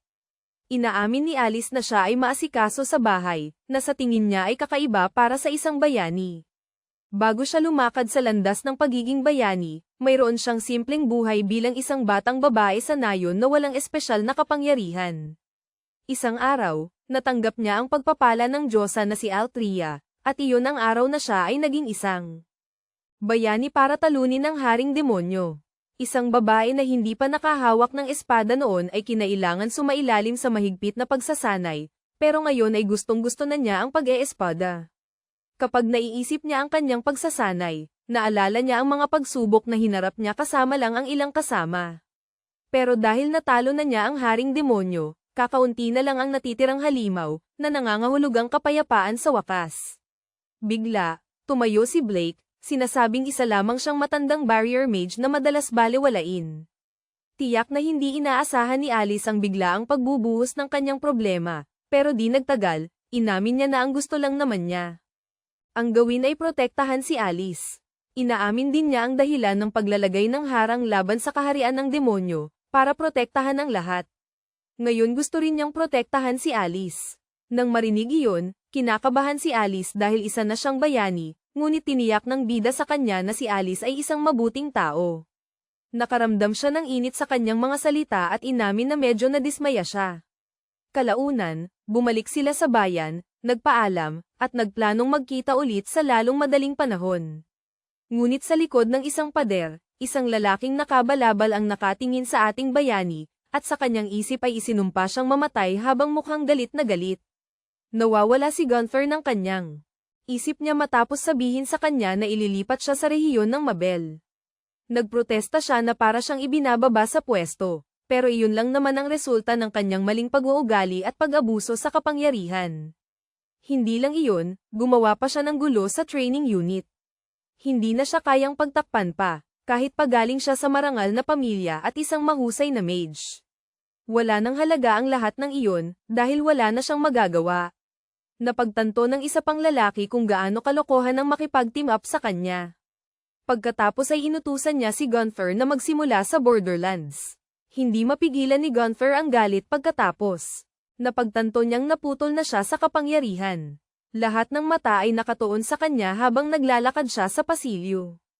Ang kahihiyan ay sumusunod sa kanya habang pinag-uusapan ng lahat ang kanyang pagkakababa sa pwesto. Naririnig ang mga bulungan, sumisigaw siya ng galit para patahimikin sila. Ngunit halata ang kanyang puot habang sinisira niya ang pasilyo gamit ang kanyang mahika. Kalaunan, pinalayas siya at sinubukan niyang ipagtanggol ang sarili gamit ang tanging natitira niyang titulo. Isa siyang mataas na uring maharlika. Ngunit sa totoo lang, dapat siyang magpasalamat na sinisante lang siya at hindi ikinulong. Malungkot niyang iniisip kung bakit bigla siyang tinatrato ng parang basura. Ngunit walang nakakarinig sa kanyang mga sigaw. May naisip siya, malamang alam ni Lady Hero ang kanyang halaga. Umibig siya sa kanya sa unang tingin, at gusto niyang maging kapitan para maging kasama niya. Pero hindi siya napapansin. Ang dahilan kung bakit siya binabalewala ay walang iba kundi si Blake. Iyon ang dahilan kung bakit niya kinamuhian ang ating bida. Iyon ang dahilan kung bakit niya hinanap ang ating bida. Kahit saan. Ngunit nakita niya si Alice, ang kanyang crush, kasama ang taong kinamumuhian niya, si Blake. Iniisip niya na dapat siya ang nasa pwesto ni Blake, tumatawa at nakikipag-hangout kay Alice. Nakikita si Lady Hero kasama ang ating. Winasak ng lalaki ang pangarap niyang makasama ang babae, at balang araw ay gawin siyang asawa. Kaya ngayon, kapag nakikita niya si Blake, isinusumpa niya itong mamatay dahil sa selos. Malinaw ang plano niya. Papahamak niya si Blake para makuha si Alice. Tumatawa siya ng nakakatakot, iniisip na pag-aari siya nito. Kinabukasan, nakahanay ang lahat ng estudyante. Pagkatapos mabuo ang lahat ng grupo, iniutos ng kapitan na bantayan ang mga VIP at ang lungsod para sa malapit ng paglusob ng hari ng demonyo. Pagkatapos, inianunsyo niya ang mga nakatalagang posisyon. Nagtataka si Blake kung ano ang ipapagawa sa kanila. Pagkatapos ng anunsyo, bumalik ang lahat. Tumingin kay Blake at sa mga kasama niya, sina Therese, Clara, at Sven. Bigla nilang napagtanto na sila ang itinalagang magiging tag-asama kay Lady Hero at sa kanyang grupo. Sumunod sa kanila ang mga bulong-bulungan, tungkol sa mga trainee na magiging tag-asama ng grupo ni Lady Hero. Nakakagulat na rekomendasyon ito ng kapitan at ni Alice, dahil maganda ang ipinakita nilang performance noong pag-atake ng halimaw. Hindi lamang tinalo ni Blake si Gunther, kundi malaki rin ang tiwala sa kanya ni Ida at ni Alice. Pagkatapos, itinaas ng kapitan ang kanyang kamay, hudyat na napagdesisyonan na, at kailangan ng magsimula agad sa ang kanilang mga responsibilidad. Maya-maya, nakatayo sina Blake at ang kanyang mga kasama sa labas ng silid ni Alice. Kitang-kita na kinakabahan si Sven, dahil nakaramdam siya ng pagkahilo sa pag-iisip pa lamang tungkol sa responsibilidad.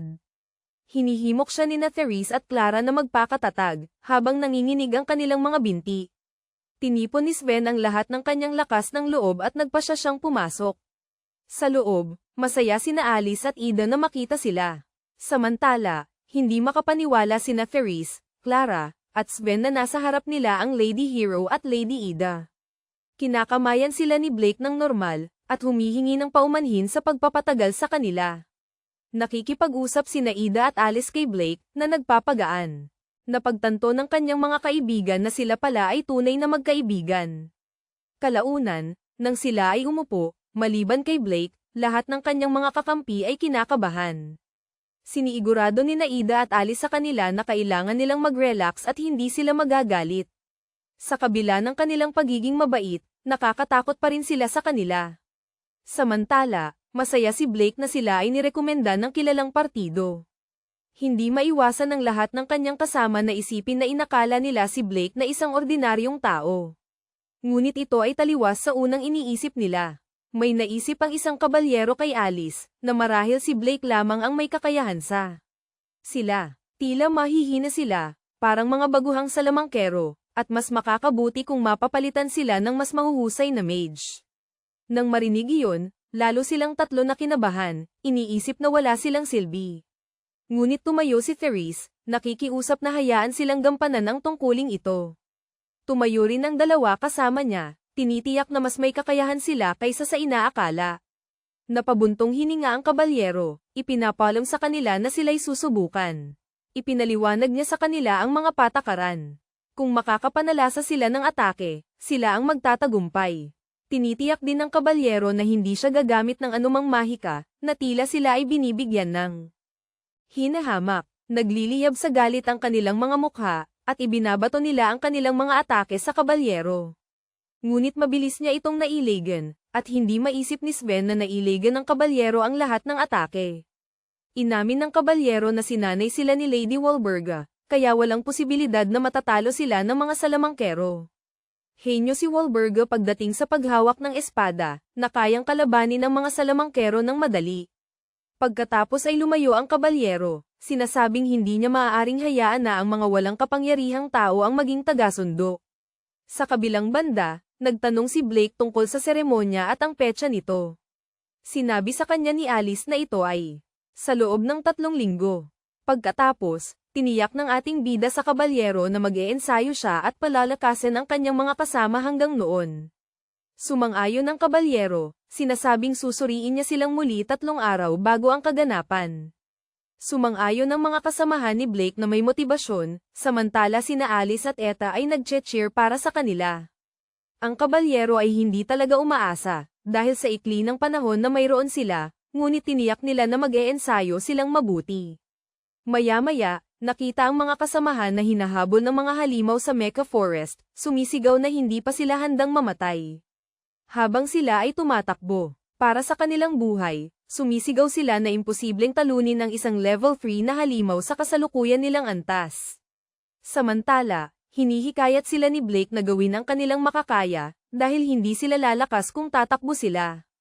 Napagtanto ni Sven na hindi sila titigilan ng mga halimaw, kaya binato niya ang kanyang mahika ng apoy. Ngunit nailigan ito ng halimaw at tinangkang atakihin siya gamit ang kanyang palakol. Bahagyang nailigan ito ni Sven, at napunta silang lahat sa iisang tanong, kung paano talunin ang halimaw. Malakas na pinapayuhan ni Blake na kailangan nilang magplano, o walang saysay ang kanilang pagsasanay. Bigla na lamang, muntik nang atakihin ng isang halimaw. Si Sven mula sa likuran, pero gamit ang kanyang mahikang pananggalang, nailigtas siya ni Blake. Iyon ay pagtiyak mula kay Blake na nakatayo siya para protektahan sila. Sa wakas, silang tatlo ay nagkaroon ng motibasyon upang magsimulang muli. Naaalala ang sinabi ng ating bida kanina, na kaya lamang niyang ituro ay mga teknik sa pananggalang, kaya kailangan nilang gamitin ang mga kakayahan na mayroon na sila, mabilis nilang pinahusay ang kanilang pisikal na katangian. Iniiwasan nila ang mga atake ng mga halimaw, at sa tuwing bumababa ang depensa ng halimaw, umaatake sila. At pagkatapos ng mahusay na pagtutulungan, natalo nila ang halimaw at masayang nagdiwang.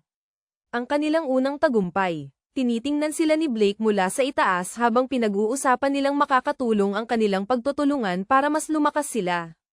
Sa araw 2, isinama ng ating bida ang tatlo sa isang paglalakad sa bundok para mapahusay ang kanilang pisikal na kakayahan. Sa araw 3, hinamon niya silang basahin ang mga galaw ng kanilang kalaban para mahulaan ang paparating na atake. At ganoon na lamang, lumipas ang mga araw. Dumating ang araw ng kanilang pagsusuri, at tumayo ang kabalyero sa harap ng tatlo para makita ang kanilang kakayahan. Dahil sa motibasyon, inamin ng tatlo na mas malakas na nga sila kaysa noong nakaraan. Napansin ng kabalyero ang kanilang labis na kumpiyansa. Nagtataka kung malapit na ba silang harapin ang katotohanan. Sa sinabi na iyon, magsisimula na ang pagsusuri, at si Sven ang unang sumugod, ngunit mabilis na depensahan ng kabalyero, sinasabing walang silbi ang kanyang atake. Ngunit umatake si Clara mula sa gilid, ipinagtatanggol si Sven sa pagsasabing hindi walang saysay ang atake niya. Para sa kabalyero, hindi malaking bagay na umiwas sa isa pang atake, ngunit napansin niya na pisikal silang lumakas. Hindi maiwasan ng kabalyero na purihin ang kanilang pagtutulungan. Samantala, silang tatlo ay hinihingal, alam kung gaano kalakas ang kabalyero. Kinukutya sila ng kabalyero, nagtataka kung ito na ba ang lahat.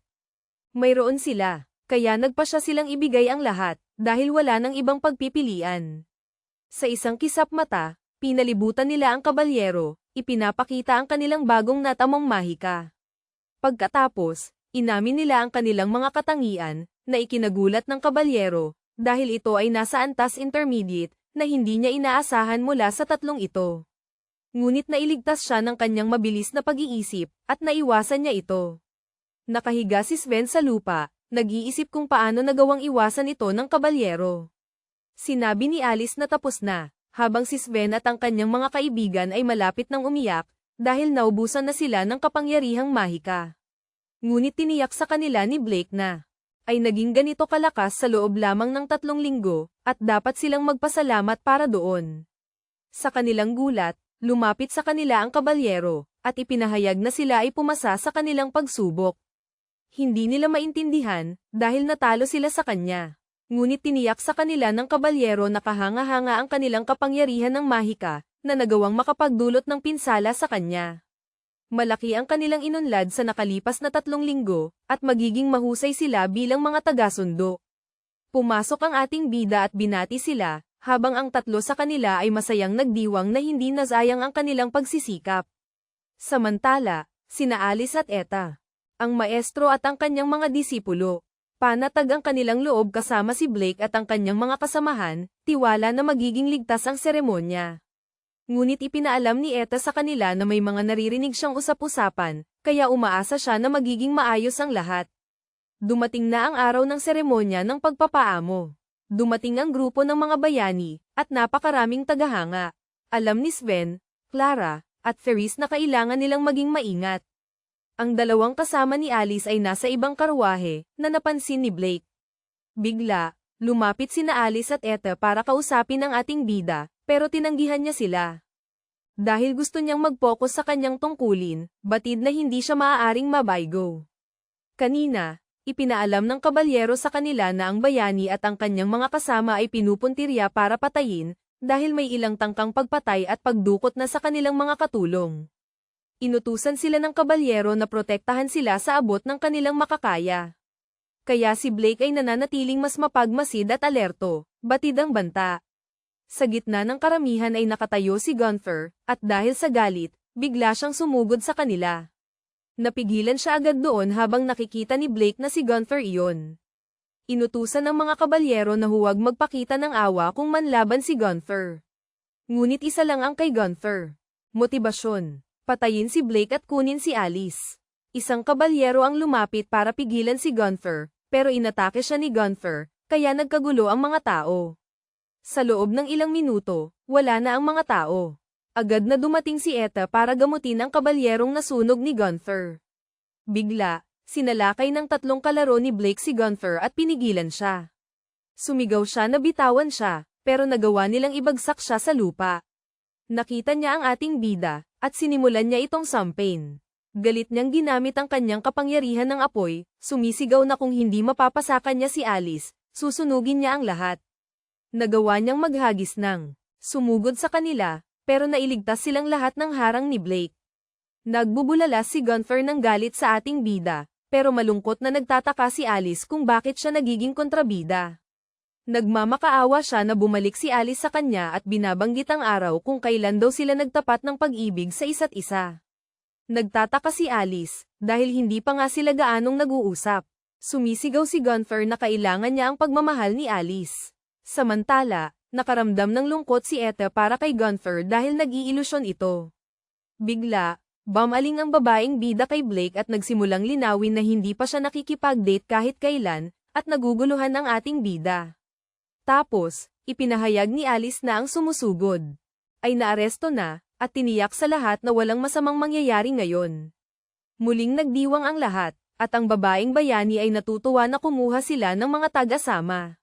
Si Blake ay masaya na nakatulong siya, kasama ang kanyang mga kalaro. Pagdating nila sa seremonya, halos hindi mapigilan ni Sven ang kanyang pananabik, at nakakahiya ito para sa mga babae. Dahil kay Sven, napapansin sila, ngunit bigla na lang, nilapitan sila ng isang taong nagtatanong kung nag-e-enjoy ba sila rito.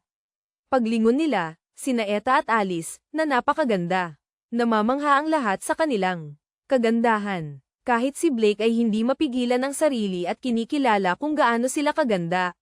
Namumula si Alice samantalang nagpapasalamat lang si Etta sa kanya. Pagkatapos, pumasok ang kapitan, sinasabi kung gaano sila kagaling doon sa labas. Ngunit ang ating bida ay mapagkumbaba, kaya inililipat niya ang usapan kay Sven at sa mga babae, na mas magaling pa. Nakaramdam ng pagmamalaki ang tatlo, ngunit nagyayabang si Sven dahil doon. Pagkatapos, bumaling si Blake kay Clara at pinuri rin siya sa kanyang pagganap. Nagtataka si Alice kung paano naging malapit ang ating bida kay Lancelot, at nagkatinginan lang sila. Maya-maya, nag-e-enjoy silang lahat sa kanilang gabi samantalang si Sven, Clara, at Therese ay napapansin na dahil sa kanilang mga damit. Tinitingnan sila ng mga maharlika na parang hindi sila tao, kundi mga bagay lamang, kaya hindi komportable si Blake. Pero binalewala ito ni Blake, nagtataka kung nasaan sina Wall at Rua Ermina. Sinabi ni Etta sa kanya na ayaw sumali ni Wall. Samantala, lumayo si Ermina kasama ang ilang maharlika, pero kampante ang ating bida na makikilala niya rin sila. Nagsimula ang sayawan na may isang banda ng jazz na tumutugtog ng napakagandang musika. Inialok ni Alice ang kanyang kamay kay Blake para sumayaw. Sa kabila ng katotohanang hindi pa nakakasayaw ang ating protagonista. Hawak pa rin niya ito, sinasabi sa kanya na sumunod sa kanya. Pareho silang nag-enjoy habang sumasayaw. Samantala, nakatingin sa kanila sina Eta at Clara. Pagkatapos, inaabot ng bida ang kamay niya kay Eta para isayaw, at masaya naman itong inaabot ang kamay niya sa kanya. Nakita silang sumasayaw ng kapitan, at napansin ito ni Alice. Kahit ang kapitan ay parang hindi makapaniwala na kaya niyang ngumiti, at sinasabing dahil iyon sa pagbabago ng pag-uugali niya dahil kay Blake. Naniniwala sina Alice at Lancelot na misteryoso siya pero espesyal, dahil halos lahat ay madaling naiimpluwensyahan niya, sa mabuti man o sa masama. Napansin ni Lancelot na ang ibig sabihin ni Alice doon ay Gunther. Gayunpaman, nag-aalala pa rin si Alice sa mangyayari sa kanya. Sabi ng kapitan na malamang na mapaparusahan siya ng pagpugot ng ulo, dahil nahuli siya sa kanyang pagkahumaling imbes na sa kanyang pagmamahal. Bahagyang nakakapanatag iyon kay Alice. Pagkalipas ng ilang araw, ipinaalam kay Blake at sa kanyang grupo ang tungkol sa isang ekspedisyon sa ibang bansa. Kinakabahang natawa sina Eta at Alice habang sinisisi ito sa kapalaran. Ang layunin ng ekspedisyon ay ipaalam sa iba ang tungkol sa pagkatalo ng Haring Demonyo at ang buong sitwasyon. Idinagdag ni Eta na para ipakita rin ang kapangyarihan ng kaharian ng Hendria. Ang dalawang babaeng bayani, hilingin sa salamangkero ng harang na pangalagaan ng kaharian sa kanilang pagkawala. Pagkatapos, ibinubulong ni Eta sa kanyang tainga na maging umaasa siya sa kanya pagbalik niya. Tumatawa siya at sumasang-ayon. Pagkatapos ng ilang sandali, nagpaalam sila. Alam ng kapitan na ito ang unang pagkakataon na lumisan ang grupo ng bayani sa kaharian mula nang talunin ang hari ng demonyo, at umaasa siyang walang mangyayari. Ngunit nahagip ang isang sulyap kay Gunther, na may masamang ngiti sa kanyang mukha. Isang linggo matapos umalis ang grupo ng bayani, walang masyadong nangyari. Kahit lumipas na ang ilang linggo, si Gunther ay nabubulok pa rin sa kulungan. Samantala, si Sven, dumadaan sina Clara at Therese sa matinding pagsasanay. Nagtataka si Sven kung bakit walang mga misyon, puro pagsasanay lang. Alam ni Clara at Therese na mas mahirap ang mga misyon kaysa sa pagsasanay, pero kailangang sukatin ni Sven ang kanyang kakayahan, kaya gusto niyang sumama sa mga misyon. Biglang napatingin ng galit si Blake sa likod niya, at akala ni Sven ay nagawa niya itong masamain. Pero lumalabas na isang malaking alon ng miasma ang papalapit at nararamdaman ito ng ating binata. Alam ng kapitan at ng ating bida na kailangan nilang pumunta roon ngayon, kaya pumunta sila para tingnan kung ano ang nangyayari. Ang kanilang nakita ay ikinagulat nila. Nasa ilalim ng sumpa ng salot ang buong bayan. Malapit nang lamunin nito ang isang bata at ang kanyang ina, ngunit itinaas ng ating bida ang kanyang mahika ng harang para protektahan sila. Pagkatapos, ginamit niya ang kanyang mahika ng harang hanggang sa makapagtaas siya ng harang para sa buong maharlikang kabisera. Napansin ng kapitan na humihina ang salot, ngunit dahil iyon sa harang na ginawa ng ating bida. Nagpapasalamat sa kanya, nagtataka ang kapitan kung gaano katagal-tatagal ang harang.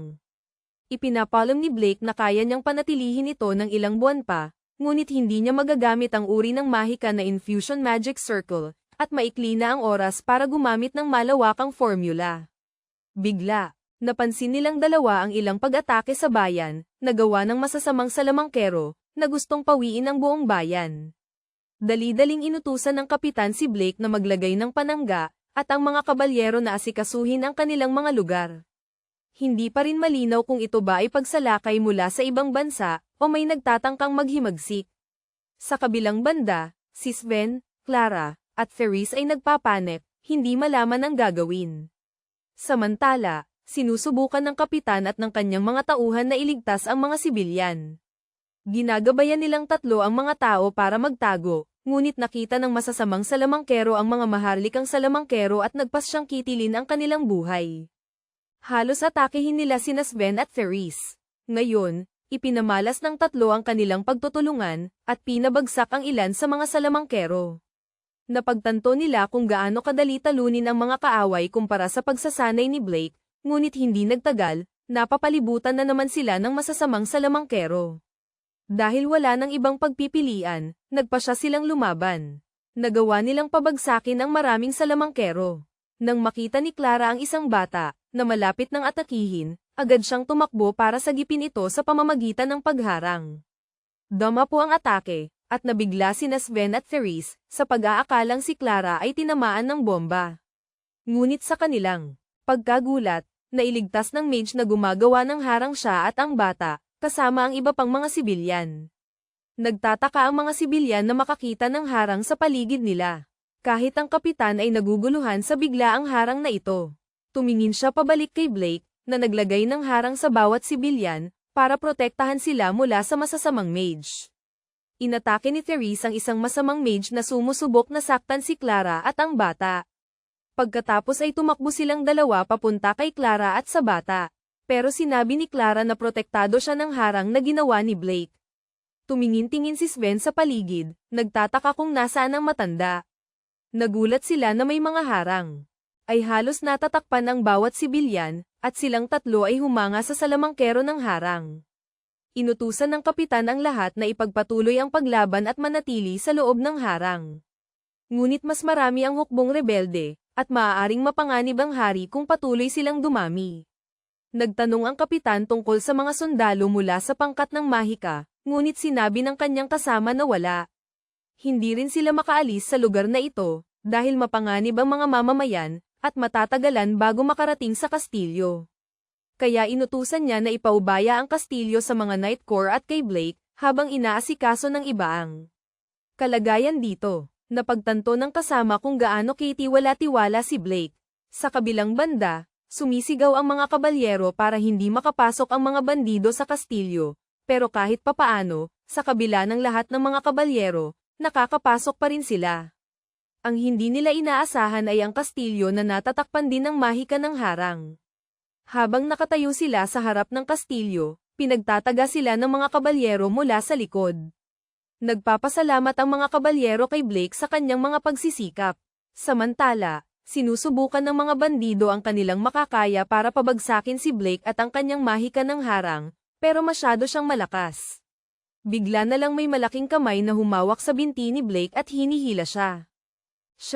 Ibinagsak siya sa lupa ng malakas. Ngunit bumangon si Blake na walang kahit isang gallows sa kanyang katawan. Lumalabas na kasama rin pala ng mga bandido si Gunther. Iniisip ni Blake kung kagagawan niya ang rebelyong ito, na sinagot ni Gunther ng sigaw na hindi siya pwedeng kausapin ng ganyan ng isang mataas na ranggong maharlika. Mukha siyang uhaw sa dugo at sumigaw na papatayin niya ang ating bida. Ngunit nananatiling kalmado si Blake, dahil isa siyang nobleman. Nagtataka ang ating bayani kung bakit nakalaya si Gunther, at binanggit ni Gunther ang ilan sa kanyang mga taga-suporta. Ngunit hindi iyon mahalaga sa kanya. Narito siya para patayin ang ating bida. Hindi pa rin maisip ni Blake kung bakit ito gagawin ni Gunther. Sinasabi ng kalaban niya na siya ang may kasalanan ng lahat ng gulo, na kaya siya natanggal sa pwesto at ipinadala sa malalayong lugar ay dahil kay Blake. Hindi lang yun, nakuha pa ni Blake si Alice mula sa kanya. Pero iniisip ni Blake na karma ang lahat ng ito. Kung sana'y nagseryoso lang si Blake sa buhay, hindi sana ito nangyari, at kinumpirma rin mismo ni Alice na hindi sila naging magkasintahan, kaya mas mabuting akuin niya ang responsibilidad sa sarili niyang pagbagsak. Nang marinig iyon, nagngalit si Gunther at sinabing gagantihan niya si Blake ng matindi sa pamamagitan ng sa tulong ng kanyang mga taga-suporta. Pagkatapos, inuutusan niya silang atakihin ang salamangkero ng harang, at sabay-sabay silang sumugod sa ating bida. Sa kabila ng lahat ng pag-atake sa salamangkero ng harang, nagawa niyang maglabas ng harang at ipagtanggol ang kanyang sarili. Patuloy ang mga rebelde sa buong lakas dahil inuutusan sila ni Gunther. Ipinagtatanggol ni Blake ang kanyang sarili sa abot ng kanyang makakaya. Ngunit dumating ang punto na hindi na kinaya ng kanyang harang, at ito ay nabasag. Nakita ito ni Gunther bilang isang pagkakataon, at agad na inutusan ng mga rebelde na umatake kaagad at huwag tumigil. Pagkatapos, umaangat ang protagonista, na nagbigay kay Gunther ng ideya na sinusubukan ni Blake na tumakas. Ngunit sinasagot lamang ng bida ang mga atake gamit ang kanyang mahika ng pananggalang. Sa masamang paraan, ngumingisi si Gunther at iniisip kung hamina na ang kanyang kapangyarihan, dahil ginagamit din niya ang kanyang mahika upang iligtas ang kabisera ng kaharian. Tinatawanan din niya ito. Iniisip na mamamatay si Blake sa pagliligtas sa mga taong hindi karapat-dapat mabuhay. Ngunit hindi sumasang-ayon ang ating bida. Ibinibigay niya ang kredito sa mga tao para sa kanyang tagumpay. Ang katwiran ay nagpapagalit pa kay Gunther, at inaatake niya itong muli, na naiwasan ni Blake. Mabilis na kumilos si Blake, pinabagsak ang maraming rebelde. Nalilito, lumingon si Gunther, nagtataka kung ano ang ginawa ni Blake. Ito ay isang teknik ng nabibitbit na harang, na may iba't ibang estilo. Teknikang nakakasakit, nakakapagtanggol, at nakakagaling. Nang marinig iyon, ang kaaway ng ating bida ay muling sumigaw upang sabihin sa kanya kung anong kapangyarihan mayroon siya, na lubhang kahanga-hanga. Dahil ang alam lang niya dati ay ang teknik ng harang ay makakapagtanggol at ang banal na mahika lamang ang makakapagpagaling. Hindi maisip ni Gunther kung paano nagawa ni Blake iyon, ngunit nagsanay ng husto si Blake upang maabot ang antas na kinaroroonan niya ngayon, na itinuturing ng kaaway bilang pangungutya. Kaya, inatake niya muli ang ating bida, at gaya ng dati, naiwasan ito ni Blake habang ibinabagsak. Mas marami pang rebelde, hanggang si Gunther na lang ang natitira. Hinihimok siya ng ating bayani na sumuko, pero may natitira pa kay Gunther. Isang kumikinang na kristal na agad niyang nilulunok, na ayon sa kanya, ay ginagawa siyang hindi matalo. Balak niya sanang gamitin ito kay Alice, para siya ay sumunod sa kanya, pero hindi ito papayagan ni Blake, na lalong nagpapagalit kay Gunther habang sinisikap ng ating bayani na protektahan si Alice. Tinitipon niya ang kanyang bagong kapangyarihan, at ibinabato kay Blake, pero nagawa niyang protektahan ang sarili gamit ang kanyang mahikang panangga. May malaking pagsabog sa kanyang bagong mahika, at hindi siya tumitigil sa pagpapawala ng mga atake. Sa hadlang na mage habang isinusumpa siyang mamatay. Tumawa ulit si Gunther. Tinutusok ang ating bida para ipakita ang kanyang kalmadong tono ngayon, pero kahit nagpakawala siya ng malaking atake sa kanya, nakatayo pa rin si Blake. Gayunpaman, tiwala si Gunther na kaya pa rin niya itong pabagsakin, dahil wala nang silbi ang mga hadlang ngayon. Nang atakihin niya ulit ang ating bida, ang kanyang mga atake ay sinalubong ng kanyang mga kasamahan, sina Sven, Clara, at Therese. Tumakbo sila papunta sa kanya. Ipinapalam na lahat ng rebelde ay natalo na, at kaya ng Magic Core na harapin ang miasma. Ngayon, kaya na niyang lumaban ng buong lakas. Galit na sumisigaw si Gunther na mamamatay silang lahat kasama ang matanda, pero may ibang nangyayari sa ating bida. Dahil bumabalik na sa kanya ang lahat ng kanyang mahika, handa na niyang harapin ang kanyang kaaway. Namamangha ang kanyang mga kasamahan sa kanyang kapangyarihang mahika. Nakaramdam ng pananakot si Gunther, at tinatangkang linlangin ang ating bida para isiping hindi siya mananalo. Inaatake niya ito, nagtataka kung tuluyan na bang namatay si Blake. Pero lumabas si Blake na walang gallows, kaya mas nakaramdam ng pananakot si Gunther, pero nagpasya siyang patuloy na umatake. Walang saysay ang kanyang mga atake, kahit na napakagaling ng kanyang mahika. Tapos, ginamit ng ating bida ang kanyang mahika ng hadlang para kulungin si Gunther, na kinakabahang sumisigaw na palayain siya. Sa loob ng hadlang, inatake si Gunther ng mahika ng hadlang, at sumigaw siya sa sakit. Pagkatapos, bumagsak siya sa lupa, hindi matanggap ang kanyang pagkatalo, nagtataka kung anong klaseng mahika ng hadlang ang meron. Lumapit si Blake, sinasabi na ang mahika ng hadlang ay para protektahan ang lahat, at nakahiga si Gunther sa lupa na hindi gumagalaw. Tapos, tumakbo ang kanyang mga kasamahan papunta sa kanya, at niyakap siya ni Clara. Masaya siya na nakita siyang ligtas. Sa huli, dumating ang kapitan at nakita na okay lang si Blake. May isang sumpa na aparato na daladala ni Gunther, na naglalabas ng lahat ng masamang hangin. Hindi nila maintindihan kung bakit dinala ito ni Gunther, kung saan ipinaalam ni Blake na sinabi niyang mayroon siyang suporta. Lahat ng kakaibang pangyayari ay nagsimula rin kamakailan, ngunit binaliwala ng kapitan ang usapin, dahil nailigtas na nila ang maharlikang kabisera. Nagpapasalamat siya kay Blake dahil dito. Ilang linggo ang lumipas, hinirang ng hari ang ating bida bilang mahistrado ng hadlang ng korte. Ito ay isang bagong posisyon, ngunit hindi may kakaila ang mga pagsisikap ni Blake. Nagdiwang ang lahat, at ang bida ay hindi pa rin. Naniniwala na binigyan siya ng opisyal na katayuan. Nagsisimula na silang magtungo sa pagtatanghal ni Blake. Paglabas niya, nakita niya ang napakaraming taong nagtipon para makita ang taong nagligtas sa kanilang bayan. Kumakaway ang ating bida sa karamihan habang pinapalakan siya ng lahat. Kalaunan, nakaramdam siya ng matinding pagod. Hindi pa rin siya makapaniwala sa nangyari, at sa silid na kinauupuan niya. Iniisip niya na hindi masamang magkaroon ng kaunting tiwala sa sarili, dahil dati ay naniniwala siyang walang silbi ang kanyang mahika. Kaya ngayon ay nagpasya siyang ikalat ito saan man. Ang mahika ng harang na iyon ay isang kapangyarihan na nagpoprotekta sa lahat. Kaya niya ring sanayin ang mga tao sa mahika ng harang, para mas marami ang maprotektahan. Ang kwento ng isang salamangkero ng harang, na nagpapabago ng kasaysayan, at ang kwento ng isang bayaning isinumpa.